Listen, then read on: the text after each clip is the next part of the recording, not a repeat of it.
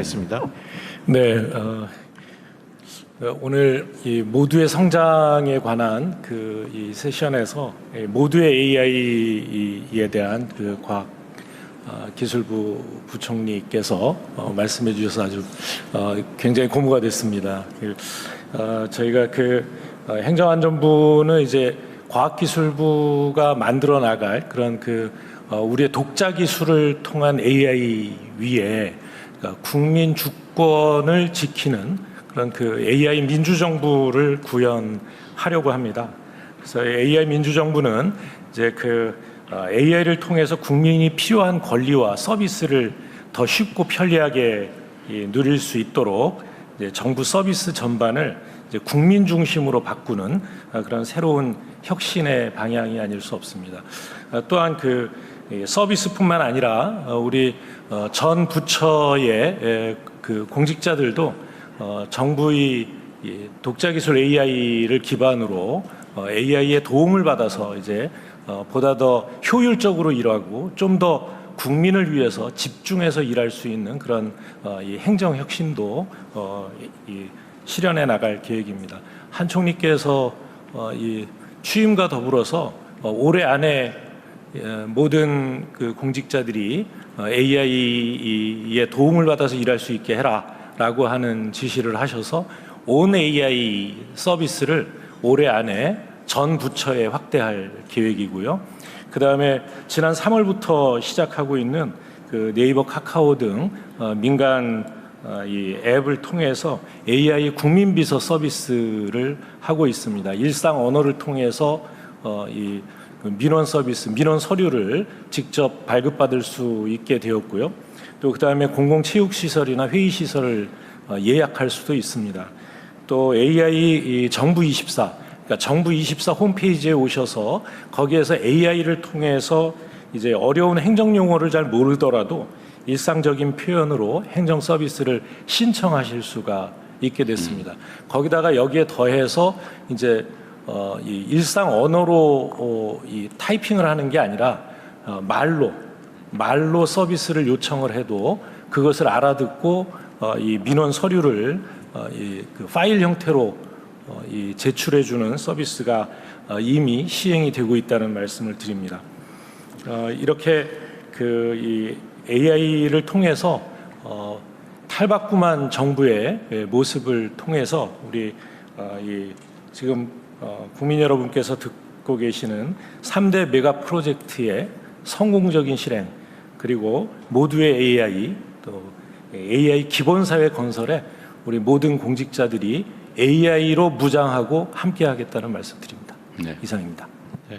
외교부 장관님 말씀해 주십시오.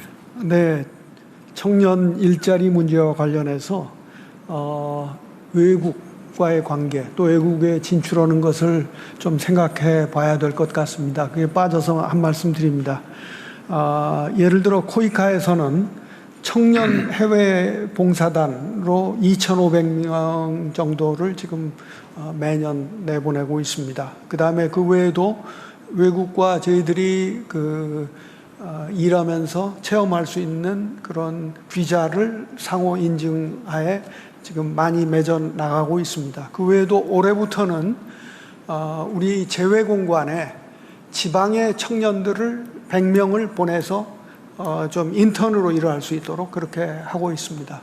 그래서 이런 것도 좀 국민 여러분들께 알리고 싶었습니다. 또 한 가지는 외국인들이 한국에 와서 이러는 것, 이것도 우리가 좀 생각을 해봐야 됩니다. 이 현실이고, 그래서 어느 분야에서 얼마나 어디까지 허용을 할 것이냐, 이걸 시장 기능에 그냥 맡겨둘 것이냐, 비자를 어떻게 비자로서 제한을 할 것이냐, 이것도 관련 부처들이 좀 심각하게 고민하고 계획을 짜서 허용을 해야 될 것 같습니다. 이번에 대통령님 예를 들어 몽고 국빈 방문 중에도 그런 요청도 많았는데, 우리 파트너 국가들이 이 분야에 있어서 우리에 대한 기대가 크고, 특히 대통령님께서는 국제적으로 인권 분야에 큰 관심을 가지고 계시다는 것을 이 사람들도 다 알고 기대가 있다는 점을 참고로 말씀드립니다. 네, 또 복지부 장관께서 신청하셨습니다. 네, 청년 정책 추진 방향에 대해서 말씀을 주셨는데 모든 청년에 대한 이제 종합적인 대책이었습니다. 근데 저희 복지부에서는 좀 더 관심을 갖고 있는 거는 취약 청년에 대해서는 맞춤형 지원이나 투자를 좀 더 확대하는 게 필요하다고 생각합니다. 현재 저희가 파악하고 있는 게 가족 돌봄 청년이 한 10만 명, 또 고립운둔 청년이 한 50만 명, 그리고 그 밖에도 자립 준비 청년이나 아니면 장애를 갖고 있는 장애 청년 같은 경우는 좀 더 맞춤형으로 정신건강이라거나 아니면 사회적 관계를 복원하는 문제, 또 사회적 참여를 통해서 일자리로 연결되는 그런 부분들에 대한 정책이 필요합니다. 그래서 저희가 올해부터는 청년미래센터를 전국 시도로 확대해서 사업을 시작하고 있지만 아직은 초기 단계에 있습니다. 그래서 좀 더 이런 취약 청년들을 조기에 찾아내고 맞춤형으로 지원을 하는 부분들을 강화하기 위한 계획과 또 예산 확보를 좀 더 노력하겠고, 이 부분에 대해서도 예산 당국에서도 도와주시기를 부탁을 좀 드리겠습니다. 네, 고민정 의원께서 아까 신청하셨습니다. 말씀해 네, 주십시오. 뒷줄에 있어서 해도 네. 되는지 안 되는지 한참 눈치를 뒷줄에 보다가 계신 우리 의원님들 어려운 시간 내셨는데 하실 말씀들을 충분히 하시는 게 좋을 것 같아요. 네, 전 지금 교육위 간사로 있는데요. 일단 이제 메가 프로젝트 안에 인재 양성에 대한 부분들이 충분히 더 많이 들어갔으면 좋겠다 하는 아쉬움이 있는데, 왜냐하면 어쨌든 이제 유치원, 어린이집에서부터 시작해서 대학까지도 이제 모든 것을 총괄하는 게 교육부일 수밖에 없는데, 어떤 신산업이 만들어질 때마다 그 해당 부처에서 인재 양성, 그리고 또 교육부가 하고 있는 인재 양성, 이게 계속해서 충돌하는 것이 현장에서 법안을 만들 때는 좀 생겨나고 있습니다. 그래서 인재 양성 부분만큼은 좀 컨트롤 타워가 필요한 것이 아닌가 하는 생각이 들어서 의견 말씀드리겠고요. 그리고 이제 산업 발전에 대한 이야기들을 하다 보면 과연 우리가 인간을 빨리빨리 찍어낼 수 있는가 하는 고민을 저희 교육위 안에서는 할 수밖에 없는데 당연히 불가능한 일이죠. 그래서 인재 양성 부분은 단시간 안에 어떤 성과를 손에 잡히게 만들기가 참 어려운 영역이기도 합니다. 그래서 그것은 우리 사회가 조금 기다려줄 필요가 있지 않나 하는 문제 제기를 드리고 싶고요. 그리고 또 하나는 저희 작년인가 재작년쯤에 저희가 AI 디지털 교과서를 국회에서 멈췄던 기억이 나는데, 그랬던 이유는 현장에서는 그게 동시간대에 모든 학생들이 쓰는 게 불가능하기 때문입니다. 속도가 도저히 따라가 주지를 못합니다. 모든 것을 다 설치를 해도. 그러나 지금 이제 과기부에서 모두의 AI를 만드시겠다, 26년에는 완성이 된다고 말씀을 주셔서 모든 수업을 동시에 할 수는 없겠지만 특히 요새 이제 민주시민 교육에 대한 필요성이 많이 높아지고 있기 때문에 토론 수업 같은 데에서는 충분하게 이런 것들을 활용할 수 있지 않겠나.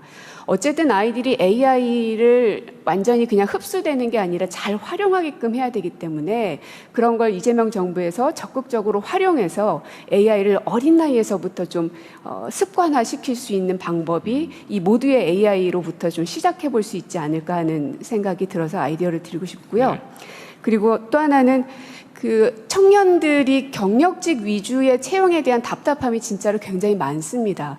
근데 이재명 정부는 지금 현재 기업들과의 굉장히 활발한 논의와 또 주도성을 가지고 있기 때문에 사실은 좀 덩어리가 있는 기업들이 신입사원들을 많이 채용을 해줘야 그게 낙수 효과로도 발생이 되는 것 같습니다. 그 친구들이 결국 중견기업으로 가서 뭔가 새로운 산업을 만들어내고 스타트업을 만들어내는데 큰 기업들이 그 신입사원들을 채용하지 않기 시작하면 이게 다 끊겨버립니다. 네. 그래서 공급 확대 측면에서라도 큰 기업들이 신입사원들을 의무적으로라도 더 많이 채용할 수 있게끔 대통령님께서 잘 이끌어 주십사 부탁을 드리겠습니다.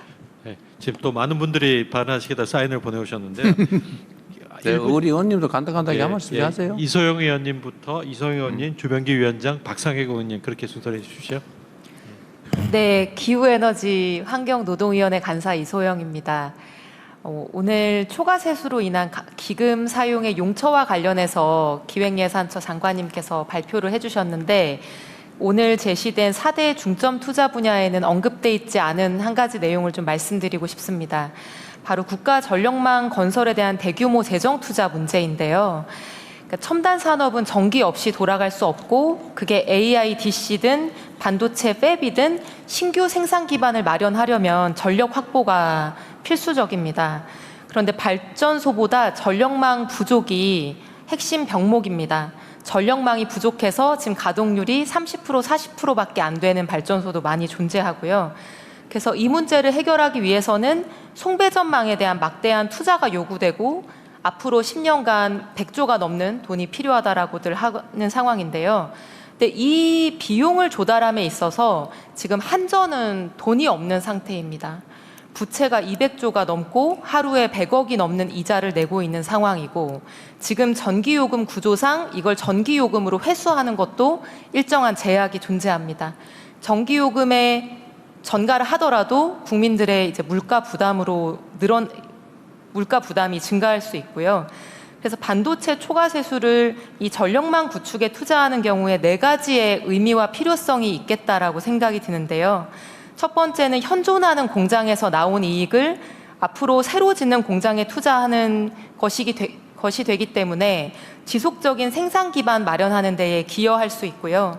두 번째는 수명이 긴 장수명 자산을 구축함으로써 지금 세대만 쓰고 마는 것이 아니고 미래 세대 역시 누릴 수 있는 사회 인프라를 물려주는 측면이 있습니다.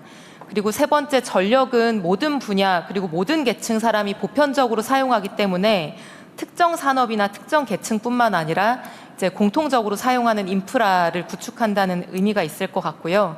마지막으로 지능형 변압기와 같은 전력기기 산업에서 우리나라가 세계 탑에 해당하는 경쟁력을 가지고 있기 때문에 산업 전략의 측면에서도 의미가 있을 거라고 생각이 듭니다. 그래서 지금 좋은 아이디어들이 많이 나오고 있지만 국가 전력망에 대한 재정 투자도 한번 검토해 주시면 좋겠습니다. 이상입니다. 뭐 당연히 검토하고 있고요. 이제 어떤 방식으로 할 건지 민간 펀드로 할 건지 한전에서 자체적으로 할 건지 아니면 이번에 새로 만드는 기금에서 뭐 할 건지 고민을 해서 정리할 겁니다.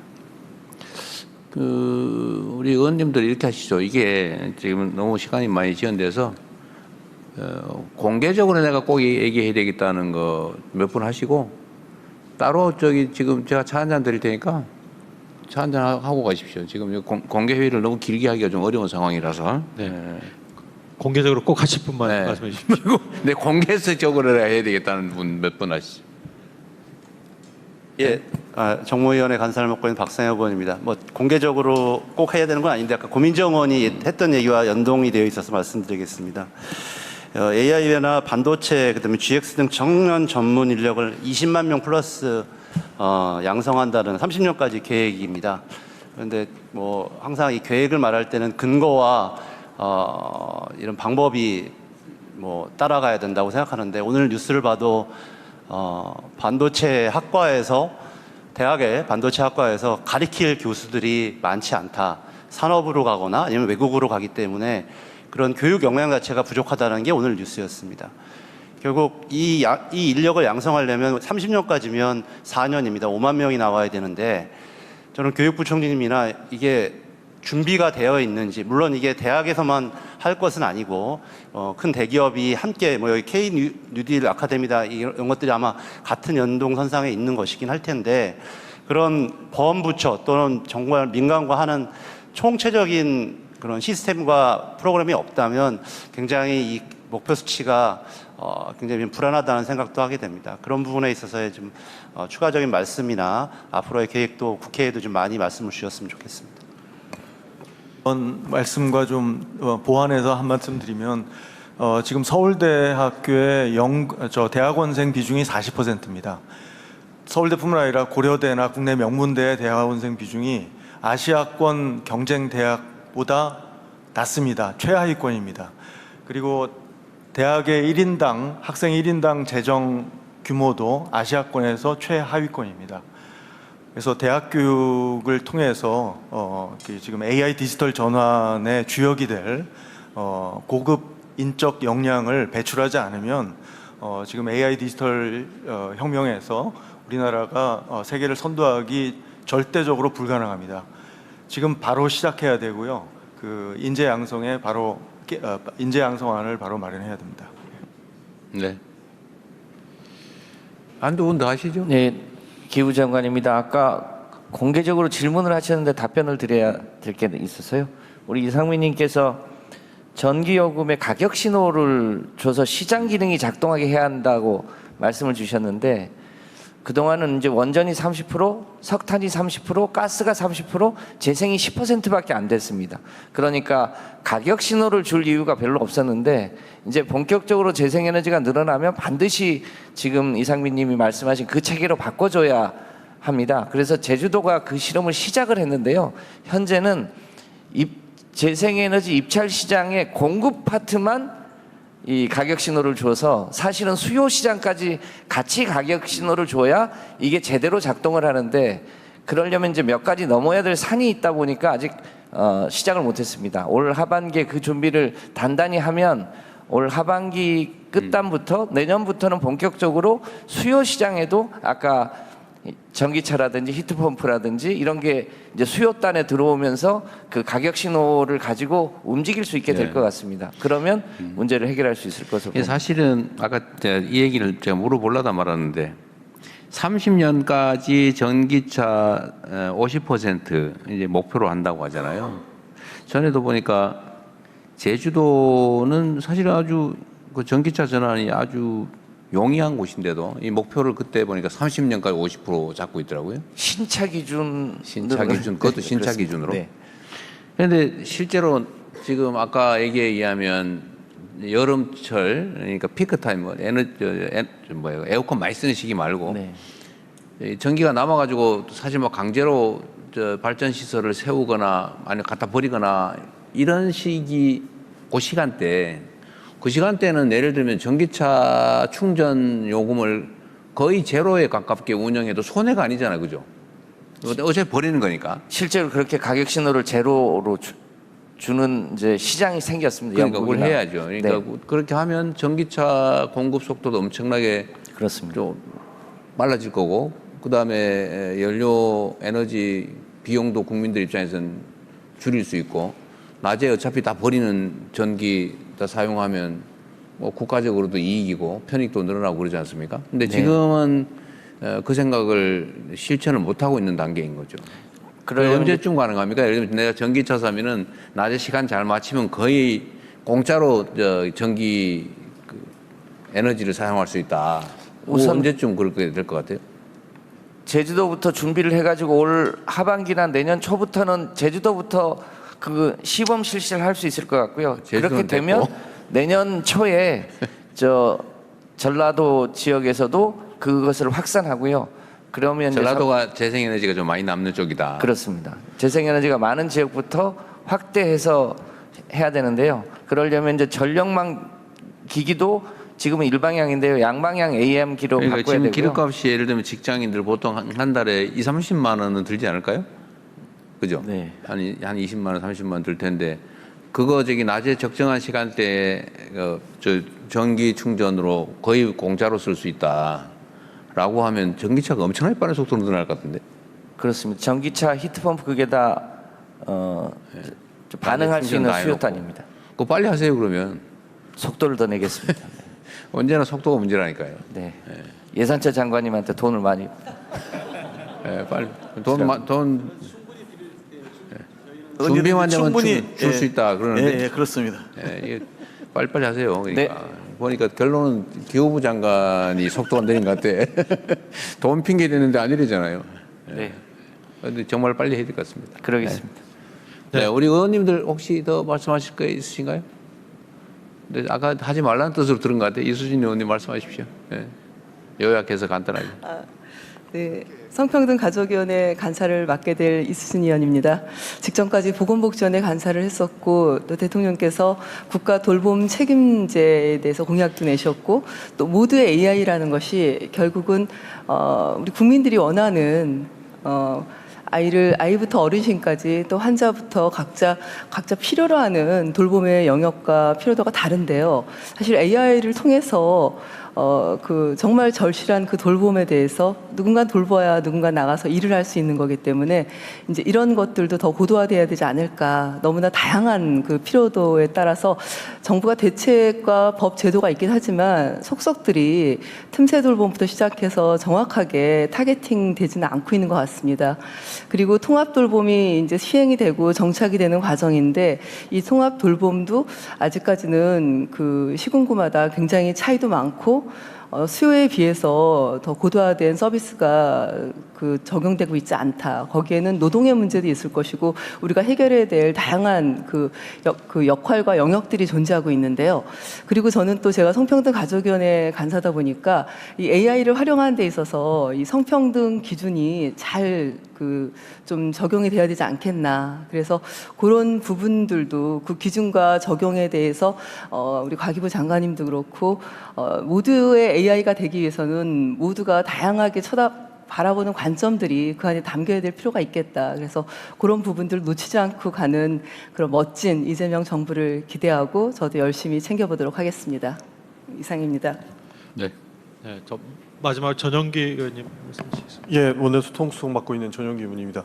저도 그 청년 문제 한 가지만 말씀드리고 싶은데요. 일단 기본적으로 기회 요인을 넓히는 데에서는 많은 분들께서 고민을 해주시고 그리고 청년들이 직접 의견을 내서 반영시켰기 때문에 이 디테일 문제는 잡아갈 수 있을 거라고 보고 있습니다. 그러나 한 가지 좀 어두운 부분에서도 좀 관심을 좀 가져주셨으면 좋겠습니다. 그게 청년 노동과 관련된 문제인데요.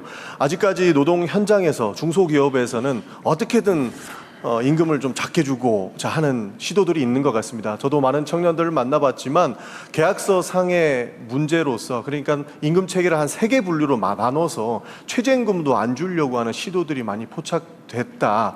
그리고 그러한 계약서로 인해서 실제로 최저임금 못 받는 청년들이 생기고 있고요. 저도 한 청년을 만났는데 굉장히 놀랬던 부분이 어떤 병원에서 간호조무사로 일하고 있는 청년이었는데 그 친구는 병원이 쉴 때 본인의 휴가까지 차감되는 그런 계약을 했다고 합니다. 그 계약을 통해서 본인은 이의제기도 못하는 상황이 놓였었는데요. 그래서 그런 부분까지 좀 디테일하게 챙겨줬으면 좋겠고 결혼 페널티 얘기하면서 출산 이야기도 많이 하는데요. 출산을 앞두고 있는 한 청년도 그 1년씩 계약하는 계약직 노동자였습니다. 근데 그분이 내년에 재계약을 좀 하고 싶은데 출산을 앞두고 있어서 출산 휴가를 이야기했더니 한 60일 가량 이후에는 복귀를 해야 된다라는 답변을 듣고 근로기준법상 90일 이상 기회를 주셔야 되는데 어떻게 그 정도밖에 안 되는 답변을 주십니까? 라고 하니 그렇다면 내년에 재계약이 안 된다라고 하는 답변을 받았다고 합니다. 그렇기 때문에 청년들이 아직까지 이 근로기준법에서는 굉장히 또 약자의 모습을 또 보이고 있는 부분이라서 그런 부분 좀 챙겨주셨으면 좋겠다는 말씀을 드립니다. 그리고 노동과 AI와 함께 우리 국가 대도약을 설계하고 있기 때문에 AI 시스템을 한 번에 만들 수 없다면 노동 정책과 관련된 AI 비서는 좀 있었으면 좋겠습니다. 그러니까 쉽게 얘기해서 노동법을 몰라서 중소기업에서 일하는 청년들이 굉장한 사각지대에 놓여 있거든요. 그래서 이 노동법과 관련해서 내가 이러한 대우를 받고 있는데 이것은 근로비주법상에 충족되는 요건인가? 라고 직접 물어보면 대답을 받을 수 있으면 현장에서는 직접적으로 조금 반영을 즉각 시켜서 그런 사각지대에 놓인 청년들이 좀 해소되지 않을까 하는 생각에 의견을 드렸습니다. 이상입니다. 네, 간략하게 말씀드리면 잘 알겠습니다. 잘 챙겨보도록 하고요. 아까 마지막에 했던 AI와 노동을 접목시키는 것들은 저희들이 AI를 통한 노동법 해설 서비스를 제공하고 있습니다. 예를 들어서 아까 같은 그런 근로계약서를 썼다면 그걸 사진을 찍어가지고 AI에 문의를 하면은 바로 이 부분 잘못됐다 이런 것들을 제공되고 있으니까요. 저희 당근마켓하고도 같이 콜라보해가지고 하고 있는데 좀 더 홍보하도록 하겠습니다. 네, 장시간 이제 2부 세션과 3세션에 대한 토론을 마치겠습니다. 네, 토론 진행해주신 재정기획보좌관님 그리고 토론에 참여해주신 모든 분들께 감사의 말씀을 드립니다. 끝으로 대통령님 마무리 말씀을 하시겠습니다. 네, 많은 분들이 좋은 말씀 감사드립니다. 정책실장께서 뭐지다 기고인지 페이스북인지 잘 모르겠는데 써놓은 글을 보고 저도 많은 생각이 좀 들었습니다. 지금 대한민국은 일상적으로 우리가 생각하는 것과 전혀 다른 상황에 직면해 있습니다. 제가 해외에 순방을 하는 경우가 점점 많아지고 있는데 이 해외 정상들의 한국에 대한 평가도 완전히 달라졌습니다. 이게 작년 제가 취임했을 초기하고 지금 또 달라져 있어요. 우리 자체의 역량도 정말 우리가 생각할 수 있는 상황을 벗어나 있습니다. 예를 든다면 정확한지 모르겠는데 우리가 보통 연간 상장 회사들의 영업이익 수준이 한 200~300조 원 되면 잘 나오지 않았던가요? 전체 기업들의.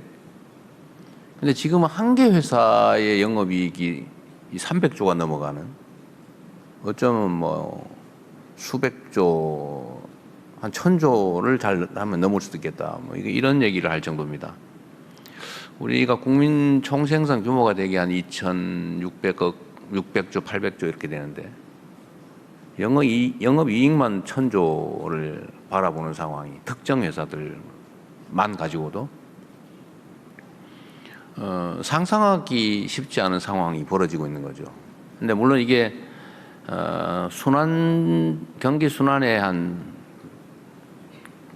구간인지 아니면 지속적으로 이렇게 될지는 잘 모릅니다. 그러나 과거에 우리가 한 번도 상상하지 못했던 상황에 직면해 있는 건 또 사실이에요.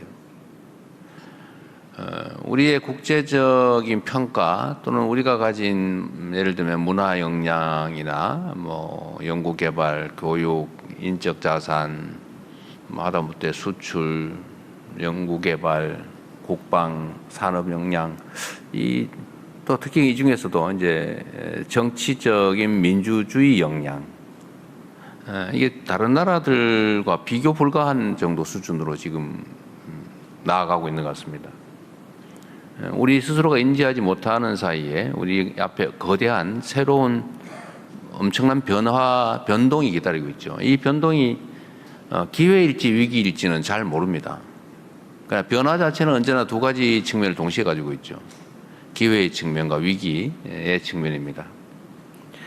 이 두 가지 측면이 동시에 있는 큰 격변의 시기는 결국 우리 스스로의 준비나 각오, 역량에 따라서 정말 좋은 방향으로 전진할 수도 있고 자칫 우리 스스로 잘못하면 낭떠러지로 떨어질 수도 있죠.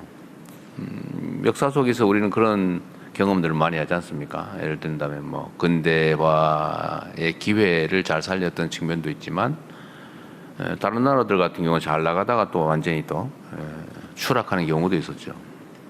가장 크게 영향을 미치는 것은 역시 정치적 역량 같습니다. 그 사회 공동체의 리더들이 어떤 마인드로 어떤 역량을 가지고 있느냐에 따라서 그 사회의 미래가 완전히 달라지는 것 같아요. 지금 우리가 그 변곡점 위에 서 있다고 저는 생각합니다. 공직자들도 열심히 하고 우리 국민들 정말 성실하게 최선을 다하는 위대한 DNA를 가지고 있습니다. 문제는 정치적 역량 같아요. 서로 잘하기 위해서 경쟁하고 또 정치인 또는 정치 집단들이 우리 사회를 어떻게 잘 만들 수 있을까를 고민하는, 그래서 스스로의 역량을 키우는 집단, 공동체하고 막 헐뜯고 누가 망하기만 기다리고 망하도록 고사를 지내는 것을 넘어서 발목을 잡아 방해하고 이러는 사회, 이거는 정말 흥망을 결정하는 것 같습니다. 저도 각오를 새롭게 하고 있지만 우리 총리님을 비롯한 우리 공직자들도 최선을 다하고 있습니다. 우리 국민들께서도 준비되어 있죠. 언제나 정말 어느 상황에서나 최선을 다합니다. 이 국민과 이제 현실, 행정 현실을 연결하는 정치의 영역은 매우 유동적인데 저를 포함한 정치권이 정말 더 잘하기 경쟁을 하면 좋겠어요. 이 정말로 중요한 순간입니다. 대한민국이 지금까지 보지 못한 새로운 도약을 할지 아니면 다투다가 이 기회를 잃고 다시 몰락할지 그 변곡점에 서 있다는 생각이 들어서 저는 엄청난 책임감을 느끼고 있습니다. 그러나 분명한 건 그런 거죠. 지금은 의지를 가지고 최선을 다할 준비가 되어 있고 또 그렇게 노력하고 있습니다. 짧은 기간이긴 하지만 새로운 희망 또 기회를 만들어낼 수 있을 것 같아요. 우리에게 주어진 이 시간, 그 다음에 이 자원, 역량을 가장 효율적으로, 가장 신속하게 잘 집행해서 우리 국민들에게도, 뭐 청년들에게도 새로운 희망을 만들어주면 좋겠습니다. 여기 계신 분들뿐만이 아니고 함께하는 모든 분들이 열정을 가지고 희망을 만들어내면 좋겠다. 오늘이 그 출발점 같습니다. 다시 한번 말씀드리지만 대체불가 대한민국을 만들 수 있는 엄청난 기회가 우리 앞에 주어져 있다는 것입니다. 저도 열심히 하겠습니다. 수고하셨습니다. 고맙습니다.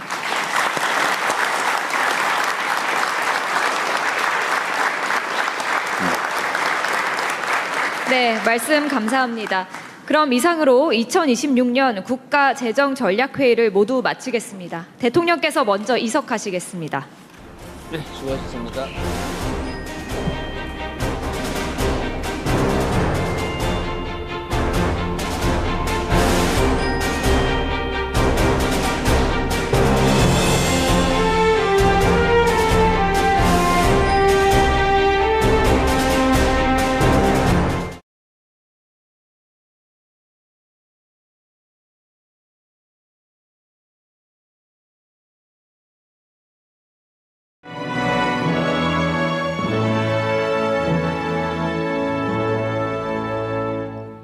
바로 모두 자리에 앉아주시기 바랍니다.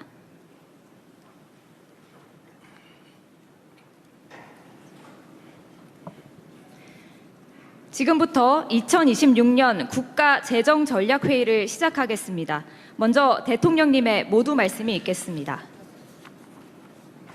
네, 우리 총리님은 취임한 후에 처음으로 같이 가까이 앉아보는 거죠? 네, 그렇습니다. 네. 준비하느라고 고생하셨습니다. 오늘은 정부 출범 이후에 처음으로 범정부적인 재정 운영 방안을 논의하는 자리입니다. 지난 1년이 경제 회복과 민생 위기에 선제적으로 대응하는 한 해였다면 앞으로의 1년은 작년의 토대 위에서 실질적인 성장과 도약을 이뤄내야 하는 한 해가 되겠습니다. 27년 예산안이야말로 편성 단계부터 오롯이 우리 정부가 처음으로 그려내는 예산입니다. 대체불가 대한민국이라는 담대한 꿈을 뒷받침하는 그런 방안들을 내년도 예산안에 잘 챙겨 담아야 되겠습니다. 이를 실현하기 위한 재정 운영의 세 가지 원칙을 우리 국민 여러분께 말씀드리려고 합니다. 첫째, 대규모의 추가 세수를 미래 대응을 위한 전략적인 투자 재원으로 활용하겠다는 말씀을 드립니다.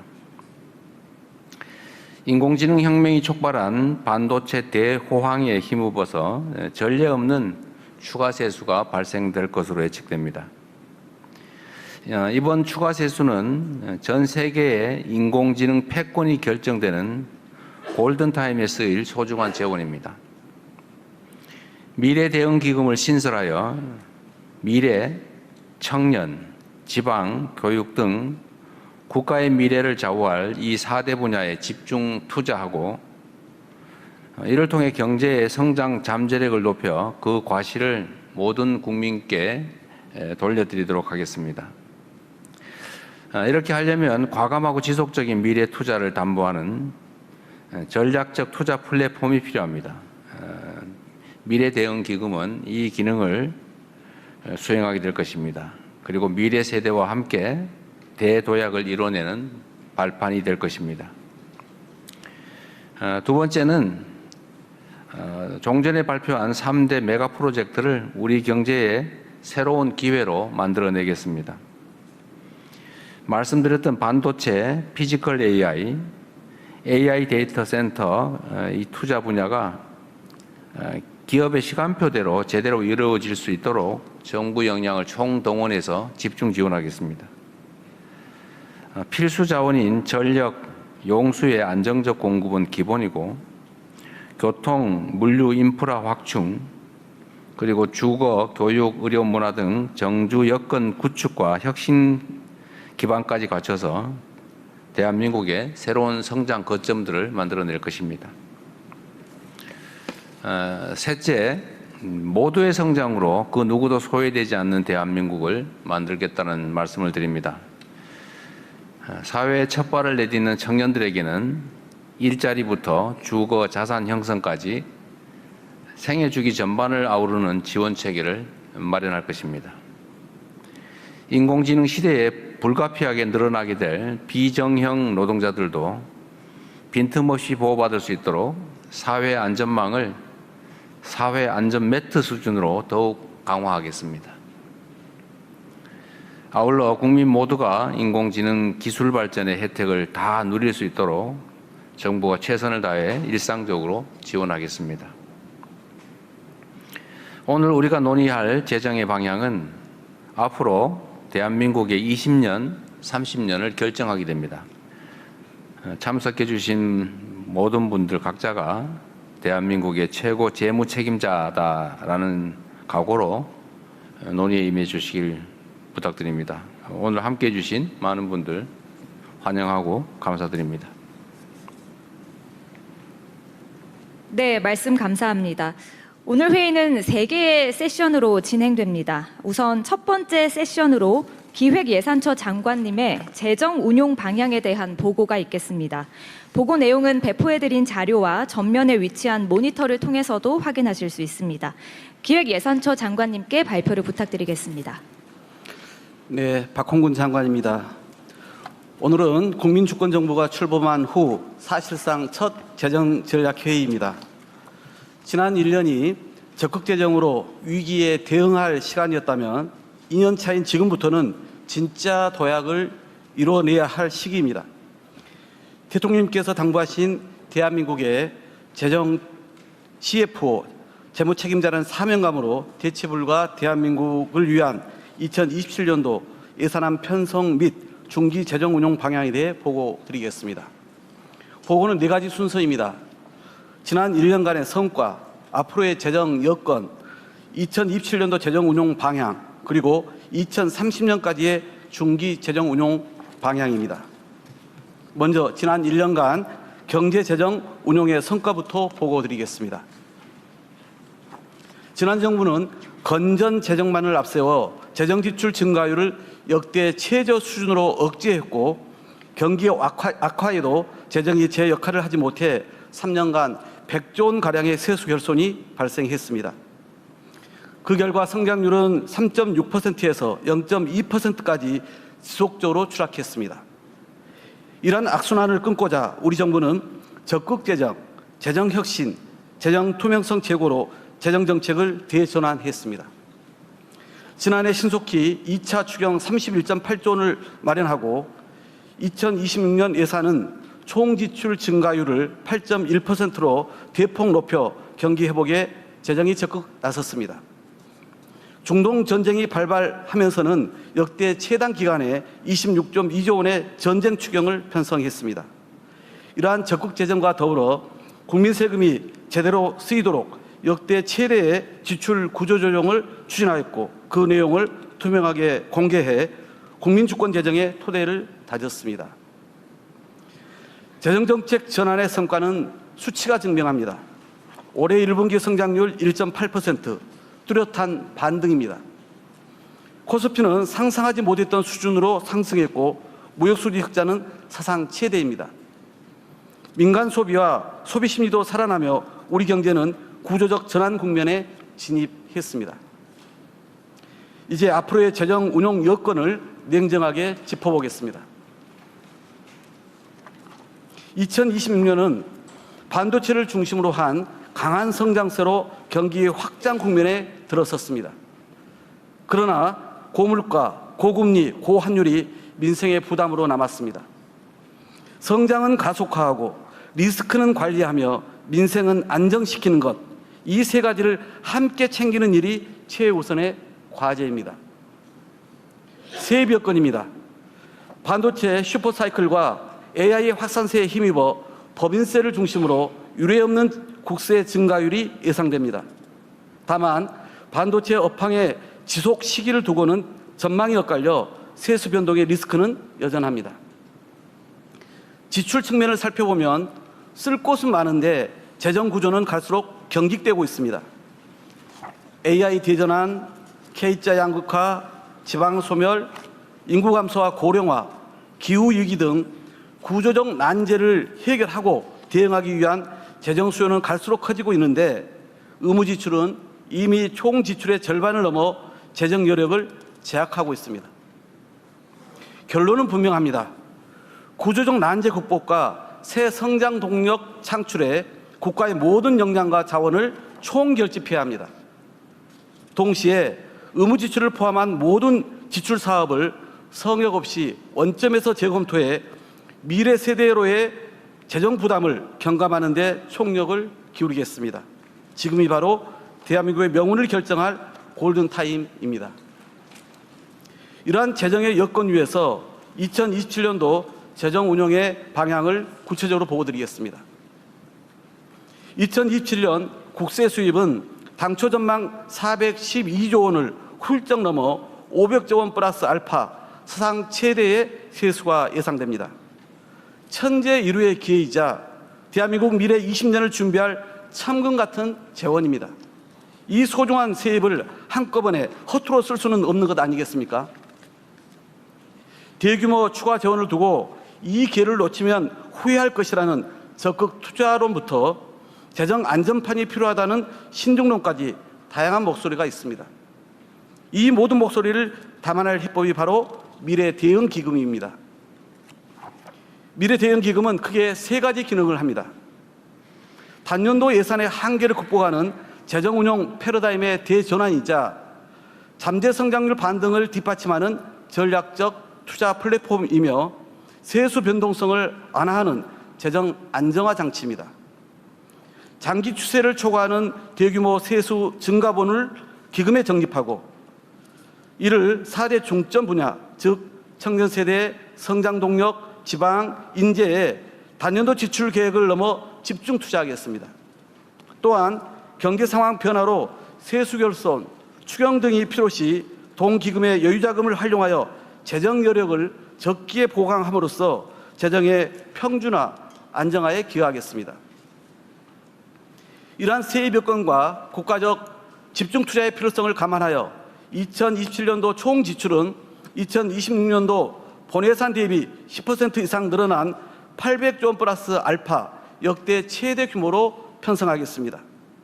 늘어난 세수에 뼈를 깎는 지출 구조 조정을 더해 역대 최대의 투자 여력을 만들어내겠습니다. 시민사회 전문가와 함께 모든 사업을 제로 베이스에서 검토해 재량 지출 15%, 의무 지출 10%, 사업 폐지 10%까지 역대 최대로 감축하겠습니다. 통합 성과 평가로 저성과 사업을 가려내 감액 15% 이상 폐지 사업 전액 삭감을 원칙으로 2027년도 예산안에 반영하겠습니다.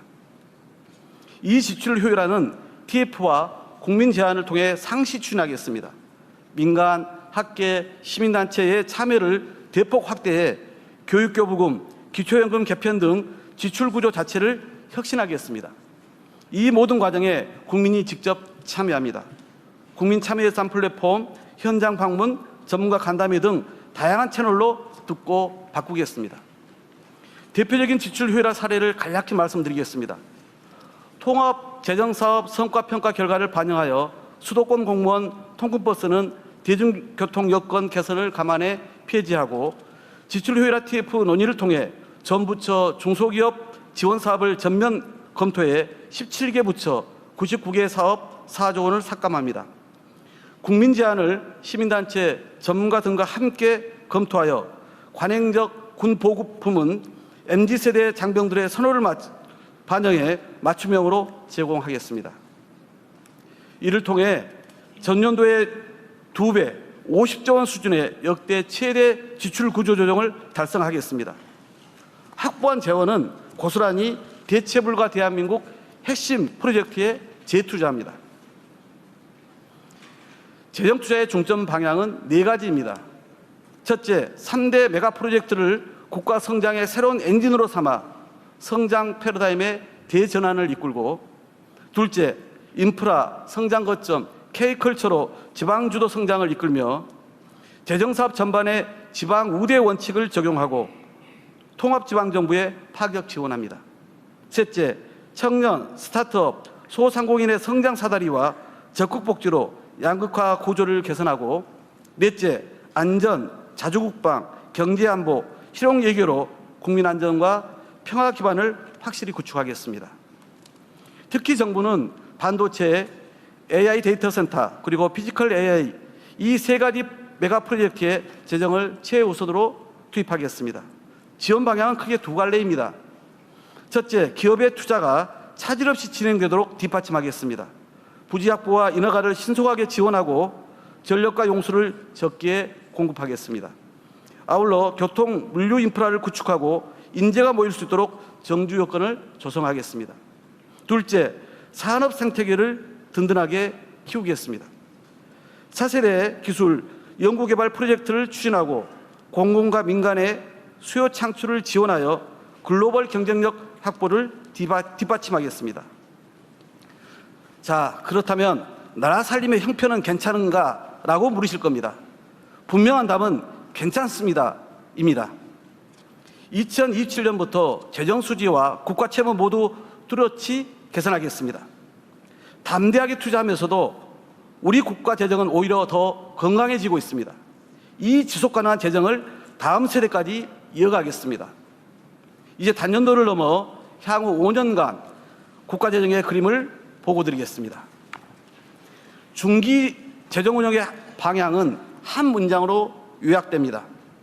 과감한 투자로 경제와 민생의 돛은 활짝 올리고 책임 있는 운영으로 국가적 신뢰의 닻은 깊이 내린다. 재정의 적극적 역할은 계속하되 불필요한 지출은 걷어내고 재정 구조는 리모델링 하겠습니다. 경제와 재정이 서로 힘을 실어주는 선순환 구조, 이것이 역대 최고의 국가 신인도로 가는 확실한 길입니다. 향후 5년의 큰 흐름은 2개의 막으로 나뉩니다. 1막, 2026년과 2027년은 국가 역량을 총동원하는 시간입니다. 늘어난 국세 수입을 바탕으로 2027년 총지출 증가율은 10% 플러스 알파, 선제적이고 확장적으로 재정을 투입하겠습니다. 2막, 2028년부터는 그 성과가 나타나는 시기인 만큼 지출 증가율을 단계적으로 안정화하겠습니다. 그 결과 재정 총량도 안정적으로 관리됩니다. 관리 재정 수지는 모든 연도에서 당초 계획보다 개선되고 국가 채무 비율은 2030년에 당초 2029년 목표보다도 낮게 관리하겠습니다. 이를 통해 소모적인 재정 논쟁을 종식하고 역대 최고 수준의 국가 신인도를 달성하겠습니다. 마지막으로 2027년도 예산안 편성 지침에서 밝힌 12대 분야별 중기 투자 방향입니다. 성장의 뿌리 4분야, R&D는 핵심 기술 초격자 확보에 집중하고 에너지 대전환과 K컬처를 새 산업의 축으로 키우며 환경은 기후위기를 투자 기회로 바꿉니다. 국민 삶의 2분야, 복지는 정부가 먼저 찾아가고 교육은 어디서 태어나도 각자의 가능성을 세계적 수준으로 키울 수 있도록 지원하겠습니다. 균형의 2분야, SOC와 농림수산입니다. 민간 지방 투자를 위한 인프라와 정주 요건을 개선하고 농산어촌에 새로운 활력을 불어넣겠습니다. 나라의 근간을 지키는 4분야, 국방은 첨단 기술로 전력을 강화하고 외교 통일은 한반도 리스크를 경제적 기회로 바꾸며 공공질서 안전은 국민을 울리는 범죄에 단호하게 대응하고 행정은 AI 정보를 기반으로 5국 3특을 구현하겠습니다. 이 12대 분야가 대한민국 5년의 투자 지도입니다. 세부 내용은 이어지는 세션에서 각 부처가 채워가겠습니다. 지금 대한민국은 다시 없을 기회의 문 앞에 서 있습니다. 오늘 이 자리의 모든 논의가 바로 대체에 불과 대한민국의 첫걸음이 될 것입니다. 이 위대한 가업이 달성될 수 있도록 기획산체가 앞장서고 적극 뒷받침하겠습니다. 이상입니다. 네. 재산처 장관 목소리에 힘이 확 들어가 있어가지고 잘 될 것 같네요. 네, 자신감을 가지고 확신을 가지고 해야 됩니다. 네. 네, 발표 감사합니다. 이어지는 세션에서는 3대 메가 프로젝트 지원에 대한 발표와 토론, 그리고 모두의 성장 과제에 대한 발표와 토론이 있겠습니다. 이 세션부터는 재정기획보좌관님께서 진행해 주시겠습니다. 네, 안녕하십니까. 재정기획보좌관 유덕현입니다. 이 세션 토론 주제는 3대 메가 프로젝트 지원 방안입니다. 효율적인 회의 진행을 위해서 주제별로 발표를 진행하고 이어서 토론하도록 하겠습니다. 먼저 3대 메가 프로젝트의 차질 없는 추진을 위한 4개 과제에 대한 발표가 있겠습니다. 첫 번째로 배경훈 부총리 겸 과학기술정보통신부 장관께서 메가 프로젝트 AI 데이터 센터 피지컬 AI 주제로 발표해 주시겠습니다. 네, 메가 프로젝트 중에 이제 AI 데이터 센터 그리고 피지컬 AI 차례로 말씀드리도록 하겠습니다. AI 데이터 센터는 겉으로 보기에는 AI 반도체 그리고 각 IT, 전력, 냉각 솔루션 등이 탑재된 건물처럼만 보일 수 있겠지만은 실제로는 그 안에는 AI 모델이 작동하고 있습니다. 이 모델이 탑재된 AI 데이터 센터는 다양한 AI 서비스가 더욱 똑똑해질 수 있도록 지능을 부여하는 생산 토큰을 만들어냅니다. 이런 피지컬 AI에서도 마찬가지로 적용이 됩니다. AI 데이터 센터에서 생산되어 로봇에 지능을 부여하는 토큰 덕분에 로봇이 단순 반복적인 작업을 넘어서 전 산업 분야에서 일상에서 사용될 수 있게 이렇게 작동이 되게 됩니다.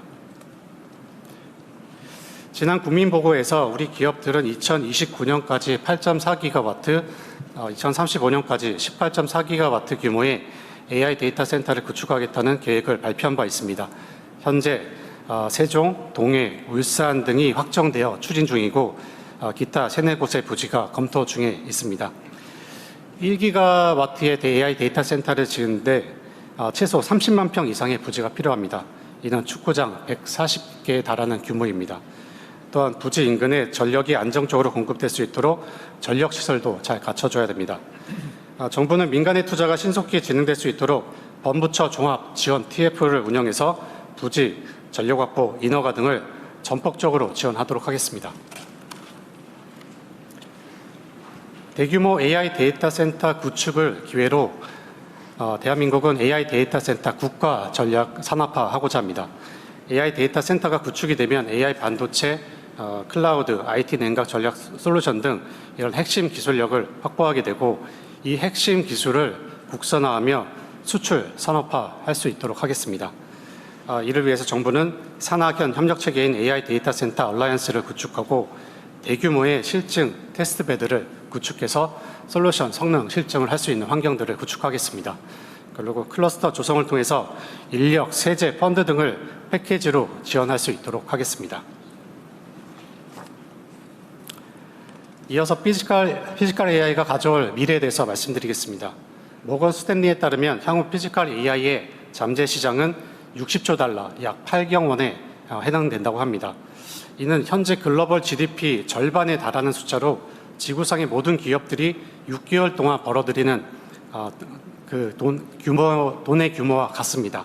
이것이 바로 피지컬 AI가 전 세계에 열게 될 부가가치의 크기입니다. 이렇게 피지컬 AI 가능성이 평가되고 있는 것은 바로 피지컬 AI의 범용성에 있습니다. 흔히들 이렇게 피지컬 AI라고 하면은 제조 공정의 로봇들을 많이 생각하시는데요. 사실 로봇뿐만 아니라 이런 제조 공정뿐만 아니라 국방, 물류, 농업 등 다양한 산업 분야 그리고 돌봄, 가사 등 우리 일상생활에서 이 피지컬 AI가 모두 활용될 수 있습니다. 이 피지컬 AI 범용 플랫폼을 확보해서 부가가치를 독점하려는 치열한 경쟁 속에서 지금이 바로 국가적 역량을 결집해야 될 골든타임이라고 생각합니다. 우리 정부는 국내 생태계 역량을 결집해서 데이터 인프라, 두뇌 그리고 신체로 이어지는 국산 피지컬 AI 풀스택 플랫폼을 독자적으로 완성하겠습니다. 이 플랫폼의 핵심은 결국 데이터에 있습니다. 그러나 현실에서는 동작과 물리 법칙이 세심하게 결합된 이런 고품질의 데이터를 구하기가 힘듭니다. 이를 극복하기 위해서 대규모 합성 데이터를 만들어내는 핵심 원천 기술, 이른바 월드 모델 개발을 올해부터 착수를 시작했습니다. 귀중한 실데이터도 한 곳에 잘 모일 수 있도록 잘 준비하도록 하겠습니다. 이렇게 확보된 방대한 데이터를 자양분 삼아서 국내 산학연 역량을 하나로 묶는 대규모 연구개발 프로젝트도 전남, 경남에서 추진되고 있으며 이를 통해서 전 세계가 주목할 세계 최고 수준의 범용 피지컬 AI 파운데이션 모델을 완성하도록 하겠습니다. 최첨단 AI 반도체 그리고 로봇 디바이스와도 결합해서 현장에서 살아 움직이는 국산 피지컬 AI 플랫폼을 발전시켜 나가도록 하겠습니다. 올해 초에 전북 타운홀에서 제가 이제 봄동 비빔밥에 빗대어서 이 전북의 피지컬 AI를 설명드린 바 있습니다. 당시에 이제 우리 공장을 해외로 수출하겠다는 폴부를 밝힌 바 있습니다. 작년 하반기에 전북과 경남에서 시작한 이 사전 검증 사업을 통해서 우리의 경쟁력을 이미 저는 확인했다고 생각합니다. 지금은 이제 선도 실증 사업에 돌입해 있습니다. 이런 성과를 이어가기 위해서 이 피지컬 AI 얼라이언스를 축으로 국내를 대표하는 산학연이 뜻을 모았고 수요 기업과 공급 기업의 협력을 강화해 나가도록 하겠습니다. 이를 발판 삼아 전 산업 분야로 이 피지컬 AI를 확산해서 대한민국의 피지컬 AI 플랫폼과 서비스가 세계로 뻗어나갈 수 있도록 하겠습니다. 끝으로 메가 프로젝트를 성공적으로 이끌기 위해서 3대 민간 프로젝트, 민간 협력 추진 체계를 본격 가동하고 부처 간의 경계를 허물어 민간을 지원하는 범부처 협력 TF, 수요 공급 기업이 모여 수출 산업화 생태계를 만들어가는 얼라이언스, 그리고 기업의 어려움을 해결하는 정부 지원의 전단 지원단까지 정부와 민간이 원팀이 되어 차질 없이 추진하도록 하겠습니다. 감사합니다. 네, 고맙습니다. 두 번째로 김정관 산업통상부 장관께서 메가 프로젝트 반도체 AI 로봇 주제로 발표해 주시겠습니다. 네, 감사합니다. 메가 프로젝트 중 반도체 AI 지원 방향을 보고드리겠습니다. 먼저 반도체입니다. 지난 메가 프로젝트 국민 보고에서 우리 기업들은 약 957조 원 규모의 대규모 반도체 투자를 발표했습니다. 정부는 민간 합동 점검회의를 즉시 가동하여 광주 군공항 부지를 확정하는 등 신속하게 후속 조치를 추진 중입니다. 그러나 글로벌 경쟁에서 승리하기 위해서는 대규모 생산 능력 확보와 함께 서부장 같은 산업 생태계가 튼튼히 뒷받쳐줘야 합니다. 또한 미래 차세대 반도체 기술은 초기 투자 리스크가 너무 커 민간 기업 홀로 감당하기가 어렵습니다. 이 영역들도 경쟁국을 능가하는 속도로 정부의 적극적인 역할이 필요한 영역입니다. 정부의 지원 방향은 명확합니다. 먼저 민간의 대규모 생산 능력 확대가 속도감 있게 가능하도록 부지, 용수, 전력 등 인프라를 전폭 지원합니다. 둘째, 상대적으로 취약한 국내 소부장 등을 함께 육성하여 반도체 산업 생태계를 근본적으로 강화합니다. 이와 동시에 AI 반도체, 전력 반도체 등의 기술을 선제적으로 확보하여 경쟁국들보다 한 발 빠르게 기회를 선점해야 합니다. 먼저 우리가 보완해야 할 영역입니다. 거대한 첨단 팹이 제 기능을 발휘하려면 튼튼한 소부장 기업들이 뒷받침해줘야 합니다. 그렇지 않으면 대규모 투자의 과실을 해외 소부장 기업들이 가져가게 될 것입니다. 이에 정부는 소부장 R&D, 국내 생산 기반 구축, 실증 테스트 베드까지 전 주기를 밀착 지원하겠습니다. 또한 패키징 기술이 반도체 성능을 좌우하는 핵심 변수로 부상한 만큼 차세대 패키징 기술 확보와 실증 기반을 신속히 구축하겠습니다. 다음은 우리가 선점해야 하는 기회의 영역입니다. 패러다임이 통째로 바뀌고 있는 차세대 반도체 시장은 기술의 성숙을 기다릴 여유가 없습니다. 추격자들을 따돌리고 시장을 주도하기 위한 지원을 대폭해야 합니다. 약 1조 원 규모의 대형 R&D를 집중 지원하여 온디바이스 AI 칩을 조속히 확보하겠습니다. 에너지, 전기차 등 전 산업에 폭증하는 전력 수요를 해결할 차세대 화합물 전력 반도체 육성 등도 전폭 지원하겠습니다. 아울러 올해 12월 예정인 국방 반도체 지원법에 맞추어 방사청, 과기부와 함께 국방 반도체 전주기 지원 방안을 마련토록 하겠습니다. 중국의 152조 원, 일본의 85조 원, 미국의 80조 원, 주요국들은 반도체 경쟁을 국가 생존이 걸린 전쟁으로 인식하고 천문학적인 재정을 쏟아붓고 있습니다. 정부 재정 규모가 기업과 경쟁국에 보내는 메시지는 명확합니다. 정은정퇴에 나선 기업들이 외롭게 싸우도록 하지 않겠다는 국가 차원의 확고한 신호이자 의지의 표명입니다. 예산, 펀드, 정책금융 등 모든 수단을 동원하여 우리 기업들이 승리할 수 있도록 과감하게 뒷받침하겠습니다. 재정 지원만큼이나 중요한 것은 기업들이 현장에서 체감할 수 있도록 제도적으로 뒷받침해야 합니다. 제도와 규제에 묶여 타이밍을 놓친다면 아무리 막대한 재정을 투입하더라도 반쪽짜리에 불과할 것입니다. 우선 메가특구법을 연내에 제정하여 반도체 투자 기업들에게 최고 수준의 규제 특례를 부여하겠습니다. 정부 입장이나 규제 당국 입장이 아니라 기업이 원하는 규제, 제도가 마련될 수 있도록 관련 부처의 전향적인 검토를 다시 한번 요청드립니다. 이와 함께 세제, 투자 촉진, 인프라 등을 포함한 종합지원 패키지를 마련하겠습니다. 아울러 기존의 반도체 특별법 역시 반도체 산업 전반을 지원하는 종합기반에서 이제는 메가 프로젝트와 같은 대규모 국가 프로젝트 이행을 책임지는 강력한 실행형 특별법으로 전환해 나가겠습니다. 민간이 사상 최대 규모의 판을 깔고 앞장서서 뛰고 있는 지금 재정과 제도 모두에서 속도감 있게 응답해야 합니다.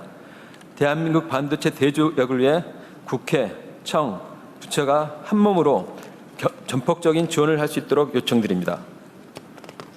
다음은 AI 로봇 분야입니다. AI 로봇 산업은 이제 막 시장이 형성되는 초기 단계입니다. 시장 선점의 결정적 시기를 놓치지 않기 위해 경쟁국들은 정부의 전폭적인 지원을 앞세워 속도전에 나서고 있습니다. 중국은 선전 한 도시가 휴머노이드에 9천억 원을 투자합니다. 그런데 우리나라는 우리나라 전체가 1,000억 원에 그치는 상황입니다. 투자의 격차는 고스란히 시장 점유율 차이로 나타나고 있습니다. 중국의 휴머노이드 시장의 점유율은 86%, 우리는 현재 1%에 불과합니다. AI 로봇 산업의 주도권을 확보하기 위해서는 우리나라도 과감하고 선제적인 재정 투자가 시급합니다. 먼저 기술 경쟁력 확보를 위해 최우선 지원해 나가겠습니다. 현재 우리의 AI 로봇 기술력은 미국, 중국 등에 비해 절반 수준에 그치고 있습니다. 격차를 좁히기 위해서는 로봇 학습용 데이터 확충이 시급합니다. 중국은 학습용 데이터를 양산하는 데이터 팩토리가 64개소를 운영 중입니다. 우리는 아직 아쉽게도 한 곳도 갖추고 있지 못하고 있습니다. 정부는 앞으로 학습용 데이터를 책임지고 생산토록 하겠습니다. 전국 곳곳에 업종별 데이터 팩토리를 구축하여 이를 기반으로 한국형 로봇 파운데이션 모델을 개발해 나가겠습니다. 아울러 액추에이터, 로봇선 등 국산화율이 조조한 핵심 부품은 전용 R&D를 신설하여 지원하겠습니다. 아울러 10대 업종별로 특화된 휴머노이드를 개발해 산업 현장에 투입토록 하겠습니다. 둘째, 초기 수요 창출을 지원합니다. 지금은 우리 기업이 로봇을 만들어도 이를 받아줄 초기 시장이 무르익지 않았습니다. 반면에 지난해 중국은 기업이 생산한 휴머노이드 가운데 45%를 정부가 사들이며 기업들의 양산 투자를 적극 유도하고 있습니다. 반면 우리나라는 현재 정부 구매가 전무한 상황입니다. 이제는 정부가 앞장서 시장을 열어야 합니다. 범부처 로봇 수요 발굴단을 운영하여 연구용 AI 로봇 등을 적극 구매해 나가겠습니다. 민간의 수요를 촉진하기 위한 실증, 구매 보조 예산도 더욱 확대해 나가도록 하겠습니다. 마지막으로 지역이 주도하는 AI 로봇이 될 수 있도록 지역 주도 성장의 생산 인프라를 확충해 나가겠습니다. 새만금에는 로봇 파운드리 건설을 추진하고 현대차 투자를 마중물 삼아 자동차 부품사들의 후속 투자도 유도해 나가겠습니다. 대경권의 로봇 특화 단지를 지정하는 한편 지역의 자동차, 가전 부품 기업들의 로봇 산업 진출도 적극 뒷받침하겠습니다. 아울러 노동자들과 로봇 간의 공존을 위한 지원도 강화해 나갑니다. 노동계와 함께 산업재해가 자주 발생하는 위험 공정용 로봇 개발 프로젝트를 함께 추진하여 현장에 보급하고 휴머노이드의 안전 기준도 신속히 마련해 나가겠습니다. 우리 기업들은 산업과 기업의 명운을 걸고 미래를 향한 투자에 나서고 있습니다. 이제 정부와 국회 우리 모두가 뒷받침할 차례입니다. 민간이 뛰고 있는 지금 대한민국 대도약을 완성하기 위해 경쟁국에 뒤처지지 않는 과감하고 전폭적인 재정, 제도 지원이 빠르게 단행되도록 하겠습니다. 감사합니다. 네, 발표 감사합니다. 다음으로 김성한 기후에너지환경부 장관께서 첨단 산업 전력 용수 공급을 위한 인프라 혁신 전략에 대해서 발표해 주시겠습니다. 네, 기후에너지환경부 장관입니다. 산업혁명에 버금가는 AI 혁명 시대에 꼭 필요한 시설이 전기와 물입니다. 기후부는 깨끗하고 안정적인 전기와 물 공급을 위한 인프라 혁신으로 3대 메가 프로젝트를 적극 지원하겠습니다. 먼저 전기입니다. 현재 용인과 호남 반도체 시설 그리고 AI 데이터 센터에 확정적으로 늘어날 전기 수요만 약 30기가와트입니다. 잠재 수요까지 합하면 40기가가 넘습니다. 여기에 내연차 전기차 전환, 건물 난방 전기화까지 더하면 2040년까지 약 50기가 이상의 전기 수요가 폭발적으로 늘어납니다. 더구나 기후위기 대응을 위한 석탄 발전의 단계적 폐지 상황까지를 고려해야 합니다. 이 문제를 해결하기 위해서는 재생에너지를 2030년까지 100기가 이상으로 대폭 늘려야 하고 원전을 조화롭게 믹스하는 에너지 대전환의 속도를 더 높여야 합니다. 관련해서 내년에는 햇빛 소득 마을 태양광을 본격화하고 공장 지붕 태양광도 의무화하겠습니다. 영농형과 수상 태양광도 본격 확대하겠습니다. 그동안 사용 후 남는 전기를 상계 처리했던 가정용 태양광은 현금 정상 방식으로 바꿔서 이른바 개인별 햇빛 소득 연금을 드릴 수 있도록 하겠습니다. 태양광 산업도 페로브스카이트 기반 텐덤셀 혁신으로 세계적 경쟁력을 회복할 수 있도록 하겠습니다. 대규모 해상풍력과 육상풍력도 가격은 낮추고 산업 경쟁력은 높이도록 하겠습니다. 재생에너지를 주력 전원화하기 위해서는 양수발전과 나트륨 이온 전지, 바나듐 흐름 전지와 같은 새로운 장주기 에너지 저장 장치도 대폭 늘려나가야 합니다. 이와 함께 전력 수요 급증과 기저전원 안정화를 위한 신규 원전과 SMR 도입 여부도 전문가 의견과 국민 공론화 과정을 거쳐 12차 전기본에 반영하도록 하겠습니다. 내연차의 전기차 전환 속도도 더 높이겠습니다. 신규 법인 차량의 선비 처리 기준을 내연차와 차등화하고 전기 전환 지원금 신설을 검토하겠습니다. 배달용 오토바이를 전기화해서 주택가 소음과 매연을 대폭 줄이겠습니다. 농기계와 건설기계 그리고 선박의 전기화 사업도 본격화하겠습니다. 건물의 전기화 사업도 더 혁신합니다. 올해가 히트펌프 보급 원년이었다면 내년부터는 아파트에도 가스 배관 없이 히트펌프로 냉난방과 온수를 공급할 수 있도록 실증을 본격화하겠습니다. 태양광, 전기차 충전, 히트펌프, AI 가전이 융합된 에너지 제로 주택과 에너지 제로 마을도 본격 확산하겠습니다. 전력망 혁신도 빠르게 추진하겠습니다. 그동안 수도권 직중형 일방향 전력망 체계를 지상 지소형 양방향 전력망 체계로 대전환합니다. 꼭 필요한 고압 송전망은 기존 손전망을 최대한 활용하고 불가피한 부분은 지중화하여 민원 발생을 최소화하겠습니다. 현재 제주도에는 공급 분야에만 재생에너지 입찰 시장이 개설되어 있습니다. 앞으로는 수요 분야까지 입찰 시장을 확대하도록 하겠습니다. 이 같은 새로운 전력망 혁신 모델을 전국으로 육지로 확대해 나갈 수 있도록 하겠습니다. 전력망이 분리돼서 화석연료에 의존하고 있는 울릉도, 백령도, 추자도 등 87개 섬 지역을 2030년까지 재생에너지 100% 섬으로 바꾸겠습니다. 기가와트급 인공지능 데이터 센터 유치 확대를 위해 선제적으로 345kV 고압망 설치도 추진하겠습니다. 다음은 물입니다. 용인과 광주 반도체 시설에만 하루에 약 200만 톤의 물이 추가로 필요합니다. 신규 산업 수요를 고려하면 약 100만 톤 이상의 물이 더 필요한 상황입니다. 신규 수요가 큰 지역은 동복댐 증거와 같이 새로운 물그릇을 만들겠습니다. 또한 기후위기와 가뭄 대비 차원에서 댐과 하천과 하수를 유기적으로 연계할 수 있도록 하겠습니다. 발전용, 홍수 조절용, 농업용, 양수 전용 댐과 같이 용도별로 나눠져 있는 댐을 통합해서 모든 댐이 다목적으로 활용될 수 있도록 그 기능을 고도화하겠습니다. 광역 산수도를 전면 정비해서 수자원 유실을 최소화하고 공급 효율을 높여나가겠습니다. 하수 처리소를 재이용해서 반도체 팹 등 산업단지 용수로 그 활용도를 높이겠습니다.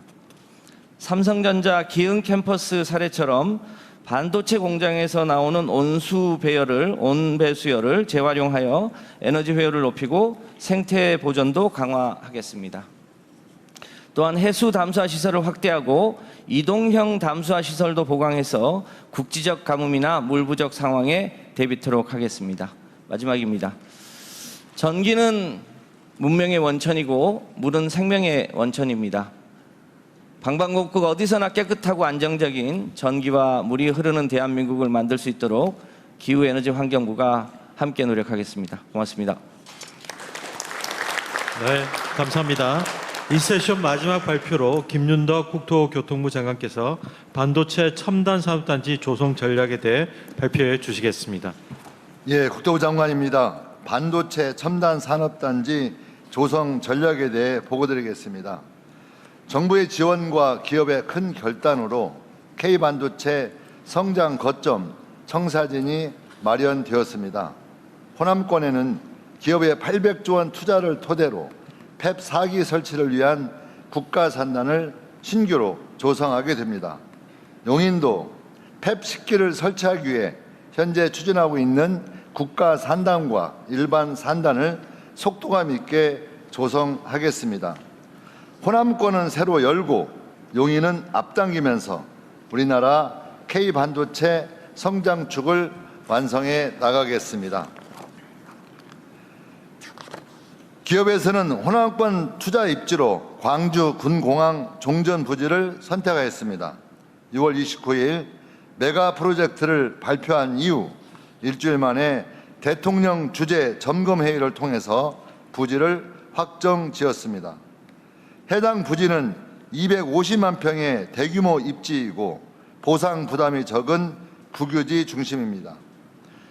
도심 상무지구와 광주 송정 KTX역도 가까워 기업 인재가 선호하는 생활 인프라를 갖추고 있습니다. 이제는 실천의 시간입니다.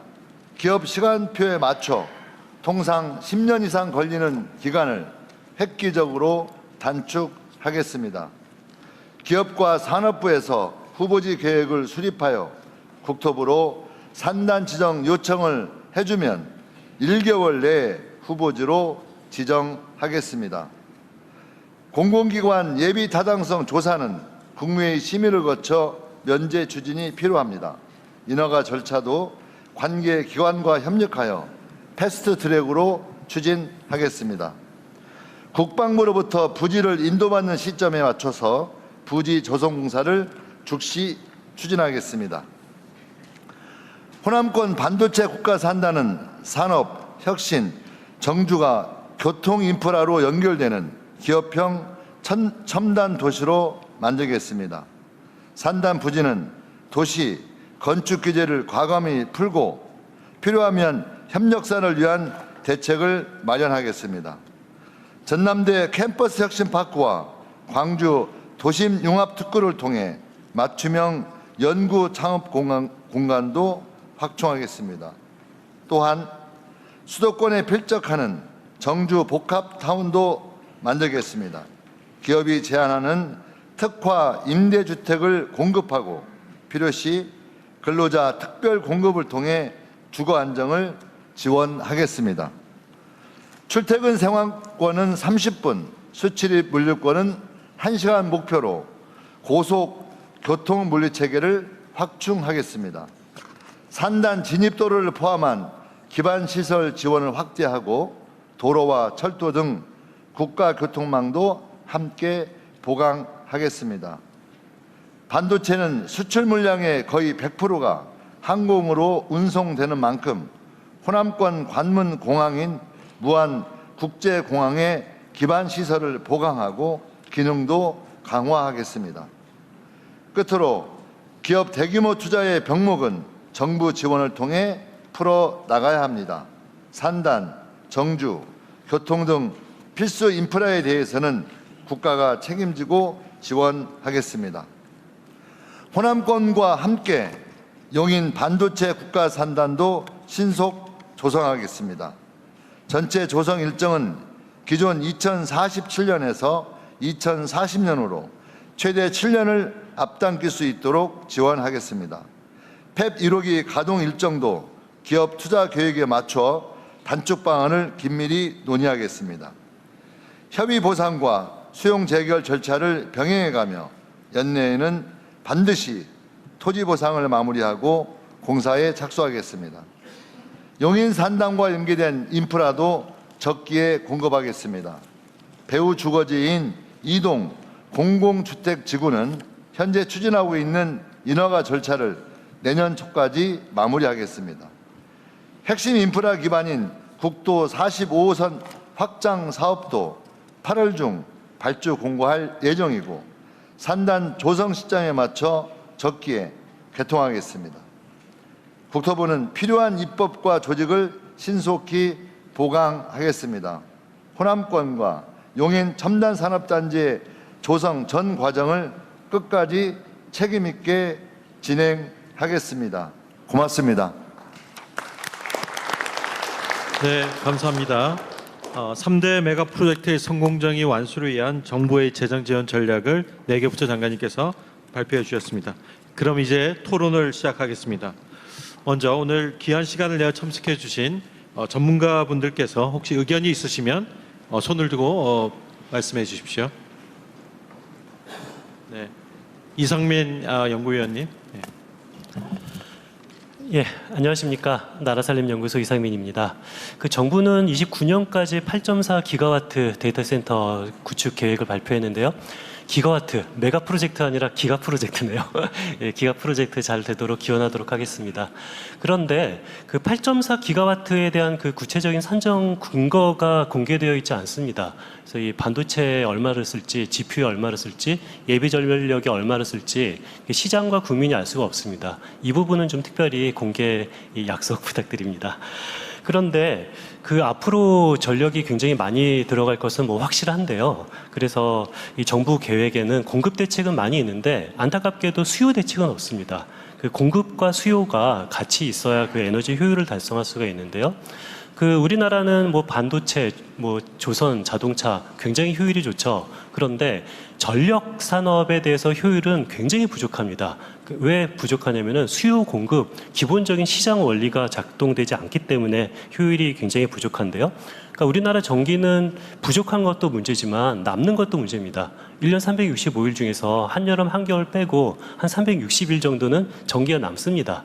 수조 원을 들여서 발전소를 짓는 것은 단 요 한여름, 한겨울 5일을 위해서 수조 원을 들여서 발전소를 짓고 나머지 360일 정도는 그냥 보조금을 통해서 들인 발전 설비가 그냥 놀고 있습니다. 근데 발전 설비가 놀고 있는 동안에도 용량 요금이라고 해서 그냥 발전 설비를 지속하고 있다는 이유로 용량 요금을 또 지급을 하거든요. 이것도 다 전기 요금에 반영이 됩니다. 이 수요 공급이 굉장히 작동이 되지 않는다, 비효율적이라는 얘기인데요. 해법은 사실 그렇게 어렵지 않습니다. 해법은 공급 확대랑 같이 수요 혁신도 추진하는 건데요. 그러니까 구체적으로 전기가 남는 시간 그리고 전기가 남는 지역 같은 경우는 가격이 당연히 싸져야죠. 그러니까 다이내믹 프라이싱입니다. 그러니까 수요 공급 원리는 가격이죠. 그래서 시간과 지역에 따라서 다이내믹 프라이싱이 당연히 작동을 해야 되는 거고요. 이 가격 신호가 있으면은 ESS 경쟁력이 살아나죠. 전기차도 다 사실상 이동형 ESS입니다. 그러니까 쌀 때 충전을 하고 비쌀 때 활용할 수가 있습니다. 히트펌프도 마찬가지입니다. 지금 이게 이 히트펌프가 보급이 안 되는 이유가 경제성이 적기 때문인데 가격이 쌀 때 히트펌프 열을 축적하면은 경제성이랑 보급률을 다 높일 수가 있습니다. 우리나라는 IT 강국인데요. IT 강국이니까 지능형 전력망, 실시간 계량 체계 운영할 수 있는 역량이 있습니다. 그러니까 이것이 수요 측면의 발전소, 이 VPP, 이 가상 발전소라고 하는데요. 공급 측면에서 발전소를 지으려면 수조 원을 들여서 이 물리적 설비가 필요한데 수요 측면에서 발전소, 가상 발전소, VPP는 발전소를 짓지 않아도 싼 전력 수요를 비싼 전력으로 이동할 수가 있습니다. 자, 그런 의미에서 저는 효율을 굉장히 중요하게 보는데요. 근데 정부는 이미 하고 있다라고 말할 수도 있어요. 왜냐하면 분산에너지법, 법적 이 제도적 설비가 이미 있거든요. 그래서 약간 가격이 조금 달라지기도 합니다. 그런데 이 시장과 기업이 활용할 만큼 충분한 가격 신호가 없습니다. 자, 이게 법도 있고 제도도 있지만 실질적으로는 시행을 하고 있지 않습니다. 이 이유는 어떤 정책 의지랑 그리고 이해관계자의 문제인데요. 이 정책 의지와 이해관계자를 조절하는 것은 이 대통령께서 좀 특별히 봐주셔야 될 것 같습니다. 이상입니다. 네, 고맙습니다. 네, 그 다른 발표하기 전에 매우 중요한 지적을 해주신 것 같은데 실제로 피크 타임 외에 나머지 시간들은 엄청나게 전력이 남아 도는 상황이고 발전 통제하느라고 재생에너지 공급도 안 받고 뭐 소위 풍력 발전기를 세워놓거나 이런 경우가 많다는 거 아닙니까 이미? 이 부분에 대해서 이따가 저기 산업부에서 하든지 기후부가 하든지 좀 세부 설명이 필요할 것 같아요. 좀 우리 국민들께도 설명을 좀 해야 되고 제가 이 부분과 관련해서 하나 좀 지적하고 싶은 게 그러니까 이 다른 나라와 비교는 좀 2차적으로 하더라도 전기요금을 요금 체계를 좀 바꿔야 아까 말씀하신 대로 전력이 남아도는 시간에는 싸게 피크 타임으로 좀 부족해 보이는 그때는 비싸게 이 전력 요금 탄력 요금제라 그랬나요? 이거는 기후부가 준비하고 있는 거죠 지금. 시간대별 요금제를 올 초에 바꿨습니다. 그래서 낮 시간에 태양광이 많을 때 값을 낮추고요. 피크 시간대 값을 높이는 걸로 현재 그럼 전력 요금 체계가 이미 그렇게 바뀌었어요? 일부 바뀌었습니다. 가정용은 아니죠. 네, 산업용 바꿨습니다. 산업용만. 네.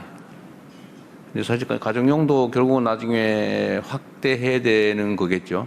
그렇습니다. 제주도부터 시작해서 전국으로 확대해 나가야 되는 계획입니다. 그리고 평균적인 전력 전기 요금 수준은 좀 어떻습니까?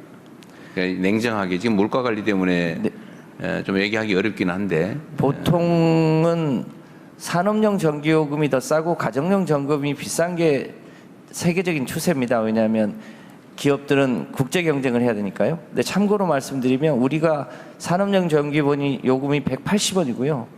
중국이 120원대입니다. 그러니까 중국하고 경쟁을 하는 우리 기업 입장에서는 지금 산업용 전기요금이 굉장히 올라가 있고요. 산업용 전기요금보다 지금 가정용 전기요금이 더 싼 상황입니다. 얼마 정도예요? 킬로와트당? 160원대. 20원 정도 차이가 납니다. 산업용이 더 비싸게 내고 있다. 산업이 훨씬 비싼 전기요금을 물고 있어서 국제 경쟁을 하는 특히 철강이나 석유화학이 그런 면에서 좀 어려움이 있습니다. 물가 부담이나 국민들의 이제 지금 소득 문제가 없다면 사실은 가정용 전기요금을 조정을 해야 되는 상황이군요. 그렇습니다. 보통은 국제 경쟁을 하지 않는 영역이 조금 더 부담을 하고요. 그런 편인데 우리나라는 그러면 이제 서민들의 전기요금 부담이 이제 문제될 텐데 저소득층 또는 고소득층의 전기요금 차이는 지금은 누진제 형태로 그렇습니다. 반영되는 외에는 없는 거죠. 네, 가정용은 누진제로 지금 억제시키고. 그래서 저소득층에 대한 예를 들면 전기요금을 전면적으로 가정용을 좀 올린다고 하면 저소득층에 대해서는 일종의 바우처 형태로 지원하는 또 요금 체계상 지원하는 방법이 있을 텐데 그때 전기요금 체계 자체에서는 누가 고소득자인지 저소득자인지 알 수 없으니까 결국 바우처 제도를 도입하는 수밖에 없겠네요. 네. 지금 연간 우리 바우처 전기요금 관련된 바우처 예산이 얼마쯤 되는지 아시는 분 계세요? 대략 한 8천억 1조 원이 조금 안 되는 걸로 알고 있습니다. 너무 적네요. 네. 뭐 나중에 또 한번 정책 토론 한번 해봐야 될 것 같습니다. 네. 네. 잠깐만 하나만 더 이야기해. 아까 히트펌프 얘기하셨는데 지금 유럽은 히트펌프로 엄청나게 빨리 많이 전환했죠. 예, 굉장히 많이 히트펌프. 우리나라는 지금 러시아 전쟁 때문에 빨리 전환했다고 하는 것 같은데 우리나라는 히트펌프를 현실적으로 별로 많이 쓰지는 않는 것 같아요. 예, 맞습니다. 아까 저기 뭐라 그랬더라. 이게 좀 아직은 비용이 더 비싸서 그렇다 하는 얘기인데 그럼 유럽은 비싼데도 전환을 한 거 아닙니까? 근데 사실 좀 기후적인 영향도 많이 있고요. 그러니까 우리나라가 히트펌프 설치하기에 좀 기후적으로 불리한 측면도 있긴 있는데요. 그래서 현재 어떤 거예요? 기후적으로 어때서 그렇습니까? 너무 춥고 너무 덥고 너무 기후 춥고. 변화가 너무 커. 유럽도 마찬가지 아닌가요? 예, 우리나라가 훨씬 심합니다. 그런데 밤낮 기온차 이런 것도 영향이 있어요? 예. 그런데 우리나라 같은 경우가 지금 현재 히트펌프가 보급이 안 되는 이유는 가격입니다. 그냥 도시가스가 더 싸기 때문인데 이 히트펌프 돌리려면 전기가 필요한데 근데 전기 요금이 도시가스보다 더 비쌉니다. 그런데 다이내믹 프레싱만 잘 된다면 쌀 때 히트펌프를 좀 가동할 수 있지 않을까 생각을 합니다. 결국 경제 우리 연료 시스템 때문인데 그럼 도시가스가 싼 것은 그냥 시장 경제 원리에 따른 건가요? 아니면 일종의 시장 경제에 그렇습니다. 보조금이나 이런 것 때문은 아니고? 그 방법이 뭔가요? 그 가스 요금을 올려 세금을 히트펌프를 사용할 수 히트펌프를 있는 지원을 해주고 그 지원금을 가스 요금의 부담금 형태로 부과하거나 이래야 되는 히트펌프를 가동할 수 있는 전기 요금이 지금은 비싼데요. 히트펌프 가동할 수 있는 전기 요금이 그 전기가 남을 때 그 다이내믹 프레싱으로 전기가 남을 때 그 남는 전기를 히트펌프에 좀 싸게 공급을 하면은 이 시장 그러면 아까 얘기한 대로 가정용 전기 요금도 예를 들면 낮에는 싸게 저녁 때는 비싸게 이렇게 적용을 하면 히트펌프의 이런 비효율 문제는 어느 정도는 해결될 수도 있겠네요.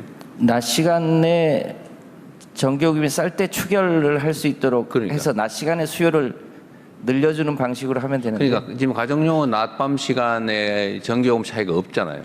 그러니까 일단 가정용 쓰는 사람들은 낮에 더 많이 쓰려는 수요가 없는 거 아닙니까? 그냥 쓰는 거 똑같으니까.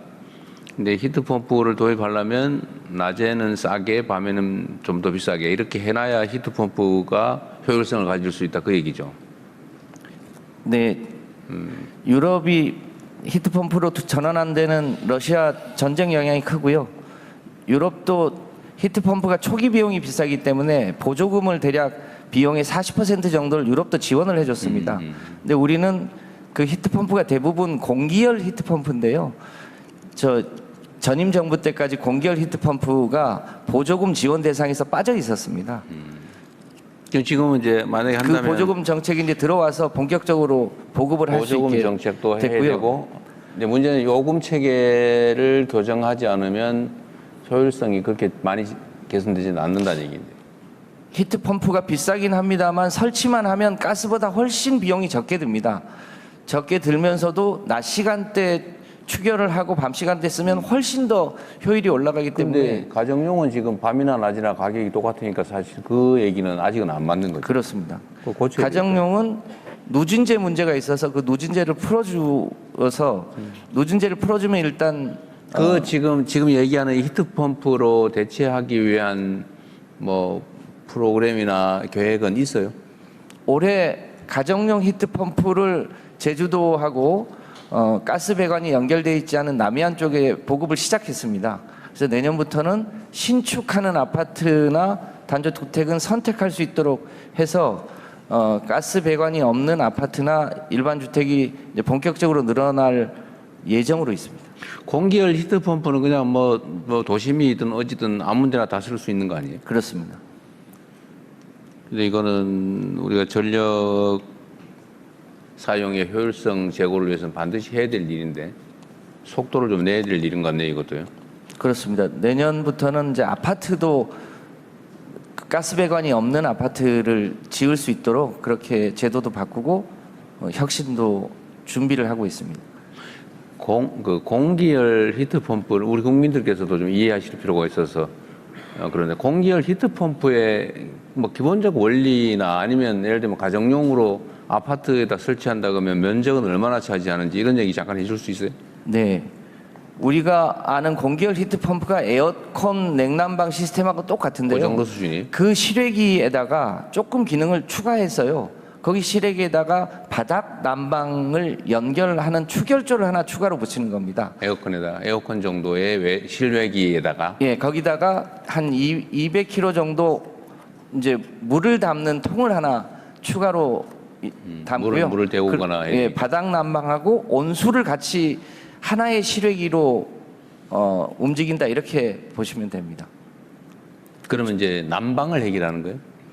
냉난방, 그러니까 냉방은 에어컨으로 해결하고요.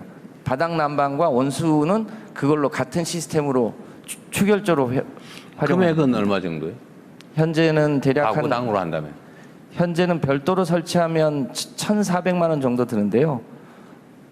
그거를 이제 시스템 에어컨하고 통합해서 하면 훨씬 비용을 절약할 수 있게 됩니다. 신규 에어컨 설치는 아예 히트펌프 겸용으로 통합형으로 하면 된다는 거고 한 1,000몇백만 원 드는데 대개 한 40% 정도를 유럽은 지원했다. 우리는 그렇습니다. 얼마 지원하는 거예요? 지금 저희는 초기에 현재는 지방정부 포함해서 70% 지원하는데요.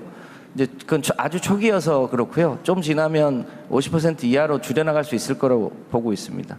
지금은 이제 에너지 문제 해결을 위해서 에너지 사용을 합리화하는 거는 국가적 과제라 네. 최대한 많이 신속하게 좀 전환해 나가야 되기 때문에 예산 부담은 좀 더 늘리는 것도 검토해야 될 것 같습니다. 지금 70% 정도면 그러니까 지금 아까 충분히- 50% 이하로 내릴 네. 생각부터 하고 있는 것 같아서 일단 충분히 확보된 다음에 서서히 내리는 걸로. 네, 지금 이제 수요가 생겨서 대한민국의 그 유명 대기업 두 군데에서 이제 본격적으로 국내 보급을 시작했고 네, 공장도 알겠습니다. 옮겨오고 있습니다. 어쨌든 이거는 개인들에게도 경제적 이익도 있어야 되고 그렇습니다. 국가적으로는 전력 사용을 합리화하는 측면도 있고 또 수입 원료 대체하는 측면도 있고 대단히 중요한 과제인 것 같습니다. 네. 다음 민가 전문가분 우석진 교수 말씀해 주십시오. 예, 발언을 기회 주셔서 감사하고요. 오늘 발표하신 3대 메가 프로젝트 들어보니까 앞으로 한반도의 30년, 더 나아가서 100년의 명운을 결정할 굉장히 중요한 프로젝트라는 생각이 들었습니다. 우리 70년대 우리 중화공업에 투자를 하고 그리고 90년대 말 우리 IT 투자를 했는데 그 이후로 사실은 변별한 인프라 투자가 별로 없었거든요. 그래서 이번 투자 굉장히 중요하다고 보고 다만 70년대 중화공업의 투자는 주로 이제 생산 능력을 늘리기 위한 투자였는데 이것이 생산성으로 연결되기 위해서는 이번 투자는 유형 투자 말고도 무형 자산에 대한 투자도 함께 같이 가야 된다. 뭐 이런 말씀 드리고 싶습니다. 그리고 우리가 저출산 고령화 사회를 지금 맞이하고 있기 때문에 우리 경제 생산성이 지속적으로 하락하고 있거든요. 그래서 이 투자를 생산성의 향상으로 이어나가야 된다. 이제 이렇게 보고 있습니다. 노벨 경제학상을 받은 이제 솔로라는 경제학자가 있는데 80년대 전후에서 컴퓨터가 개발이 되고 상당히 많은 기업들이 컴퓨터에 투자를 했습니다. 그럼에도 불구하고 생산성이 향상되는 이런 증거를 발견할 수가 없었거든요.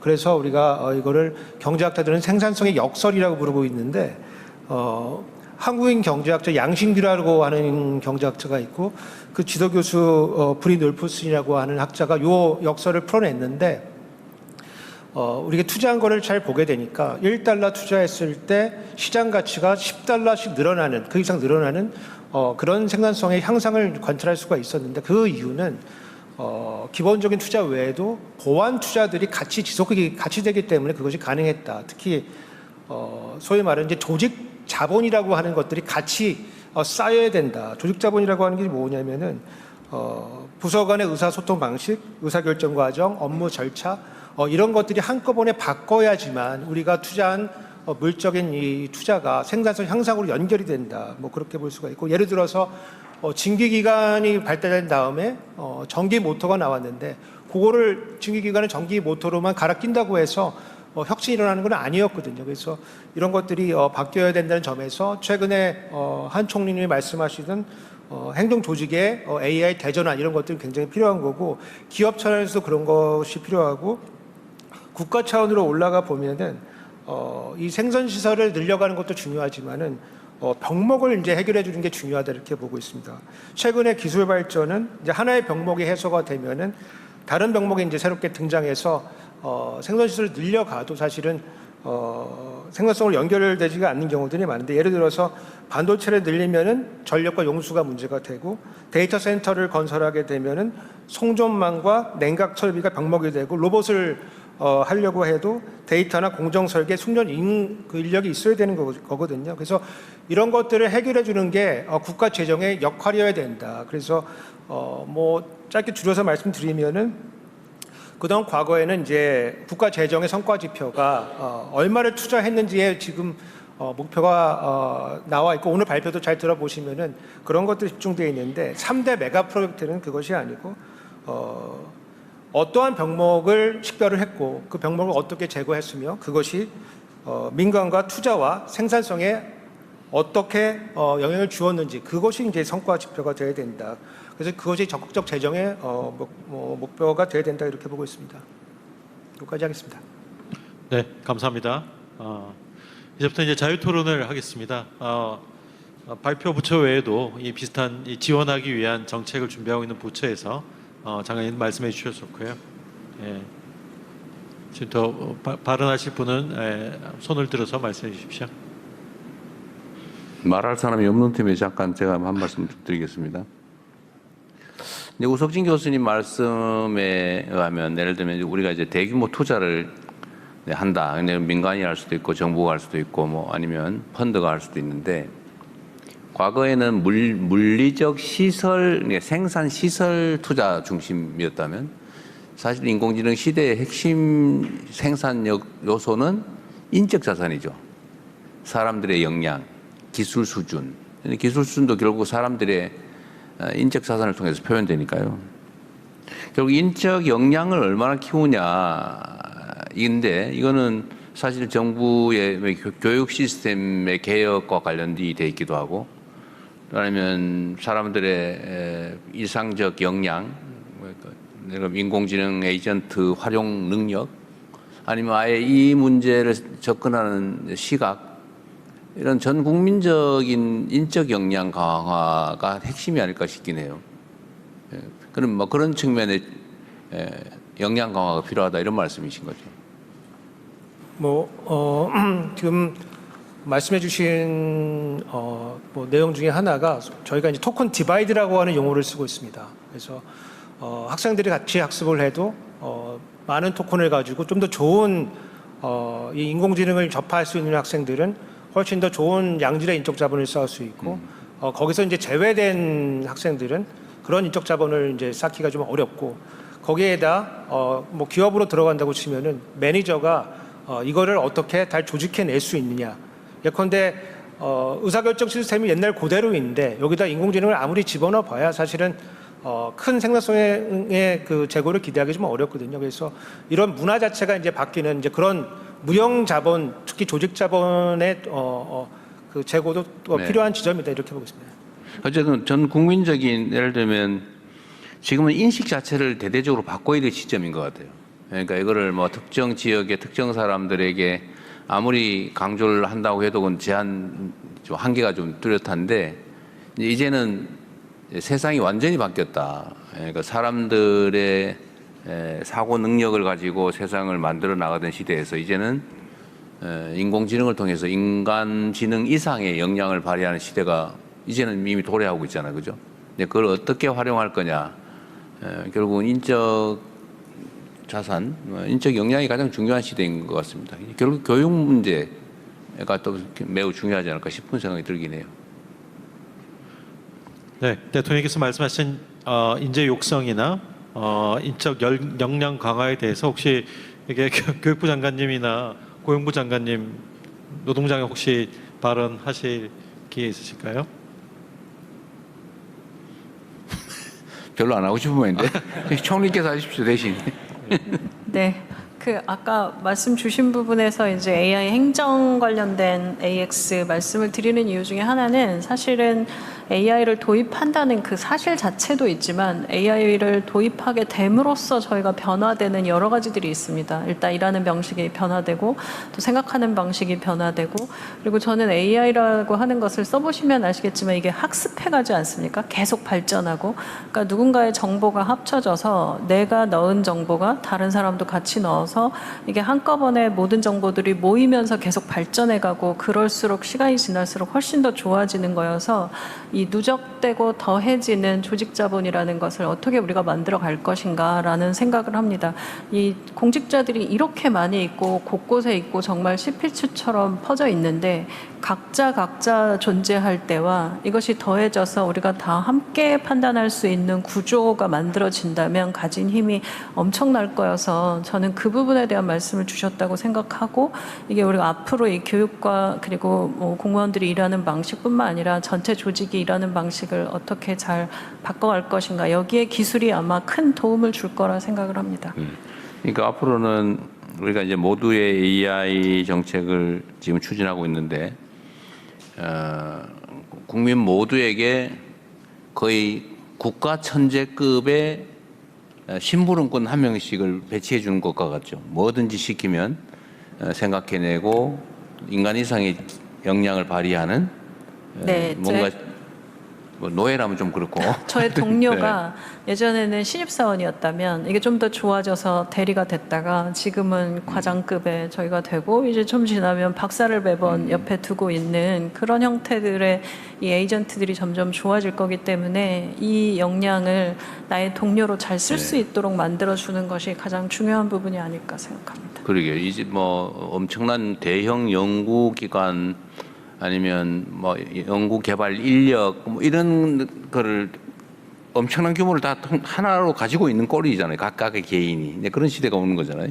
예전에는 사실 엄청난 예전에는 슈퍼컴퓨터라고 하는 것이 굉장히 큰 컴퓨터가 있었지만 지금은 저희가 가지고 있는 휴대폰 하나가 가진 능력이 굉장히 좋아졌듯이 앞으로 우리가 손에 쥐게 될 기기라고 하는 것이 어떤 능력을 가진 기기를 내가 옆에 갖게 될지는 이제부터 이제 상상의 영역이고 그렇기 때문에 훨씬 더 큰 그 상상할 줄 아는 인재를 길러내는 것 이것도 중요하다고 봅니다. 완전히 뭐 전혀 다른 세상이 펼쳐진다. 그걸 대비하고 준비해야 된다. 그런 얘기죠. 네, 저 농림부 장관님 발언하신다고 하셨습니다. 예, 농식품부 장관입니다.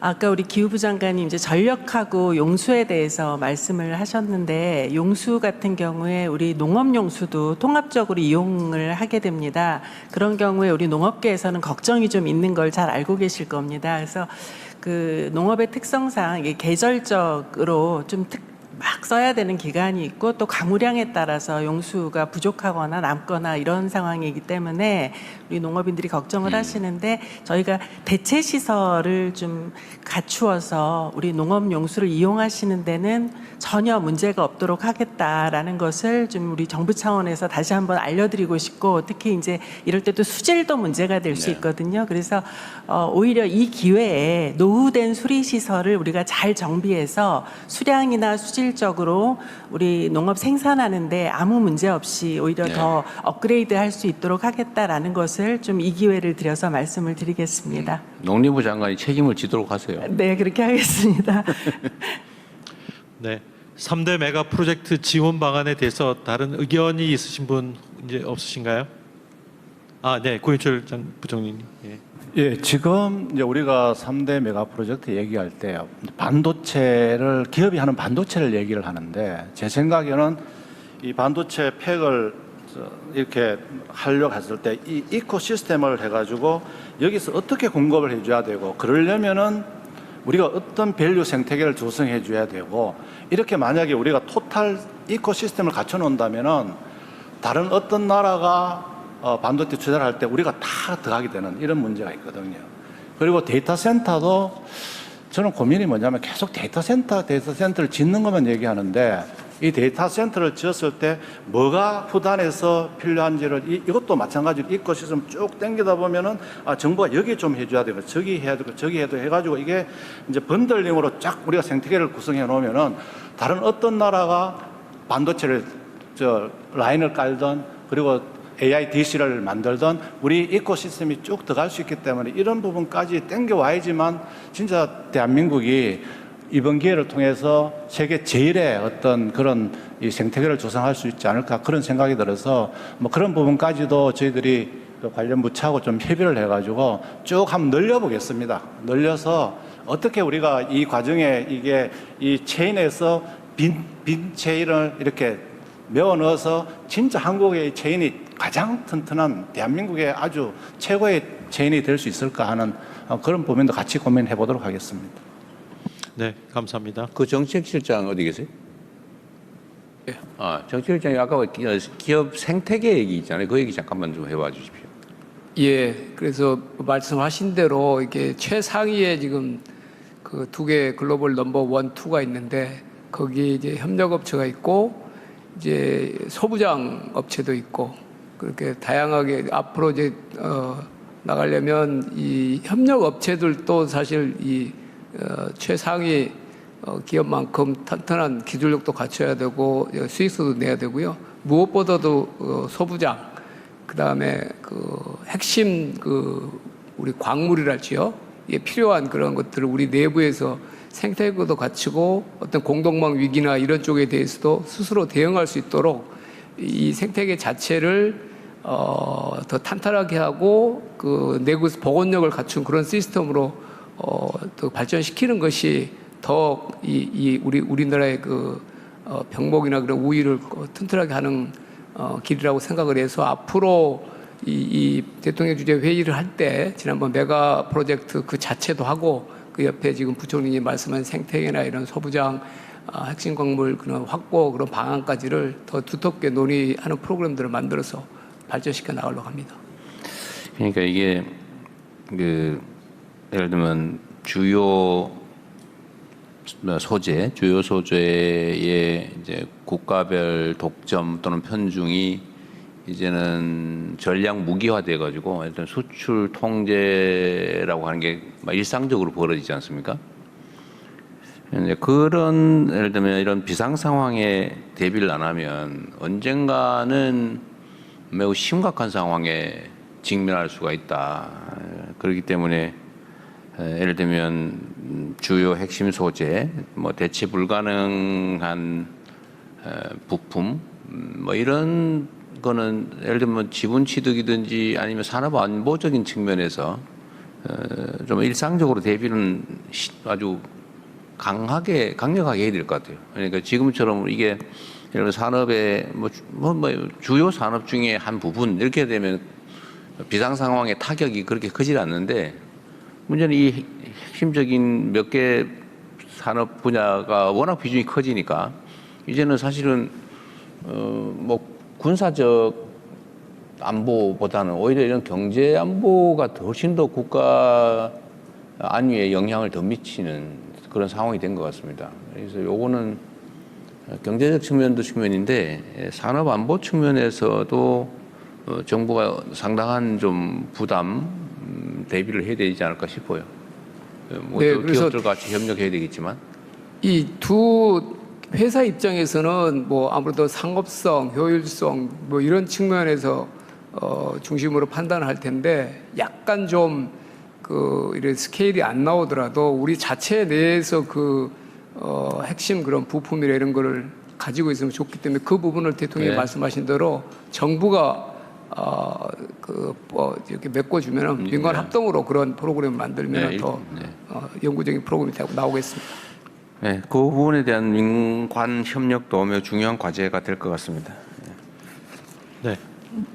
이상으로 두 번째 세션 3대 메가 프로젝트 지원 방안에 대한 토론을 마치겠습니다. 다음으로 오늘 회의의 세 번째 세션입니다. 우리 사회의 성장의 온기를 넓게 전하기 위한 모두의 성장에 대한 세계 과제에 대한 발표와 토론을 진행하도록 하겠습니다. 먼저 구윤철 부총리 겸 재정경제부 장관께서 청년 정책 추진 방안에 대해서 발표해 주시겠습니다. 예. 그리고 우리의 청년들은 대한민국의 꿈이자 희망이자 미래입니다. 이런 청년들을 위한 청년 정책 추진 방향에 대해서 보고를 드리겠습니다. 보고 드릴 순서는 청년들의 생애 주기 전반에 걸쳐서 좀 전에 대통령 모두 말씀에서 주신 바와 같이 저희들이 대책을 마련하였다는 말씀을 드리겠습니다. 그러면 먼저 청년들의 목소리부터 들어보시겠습니다.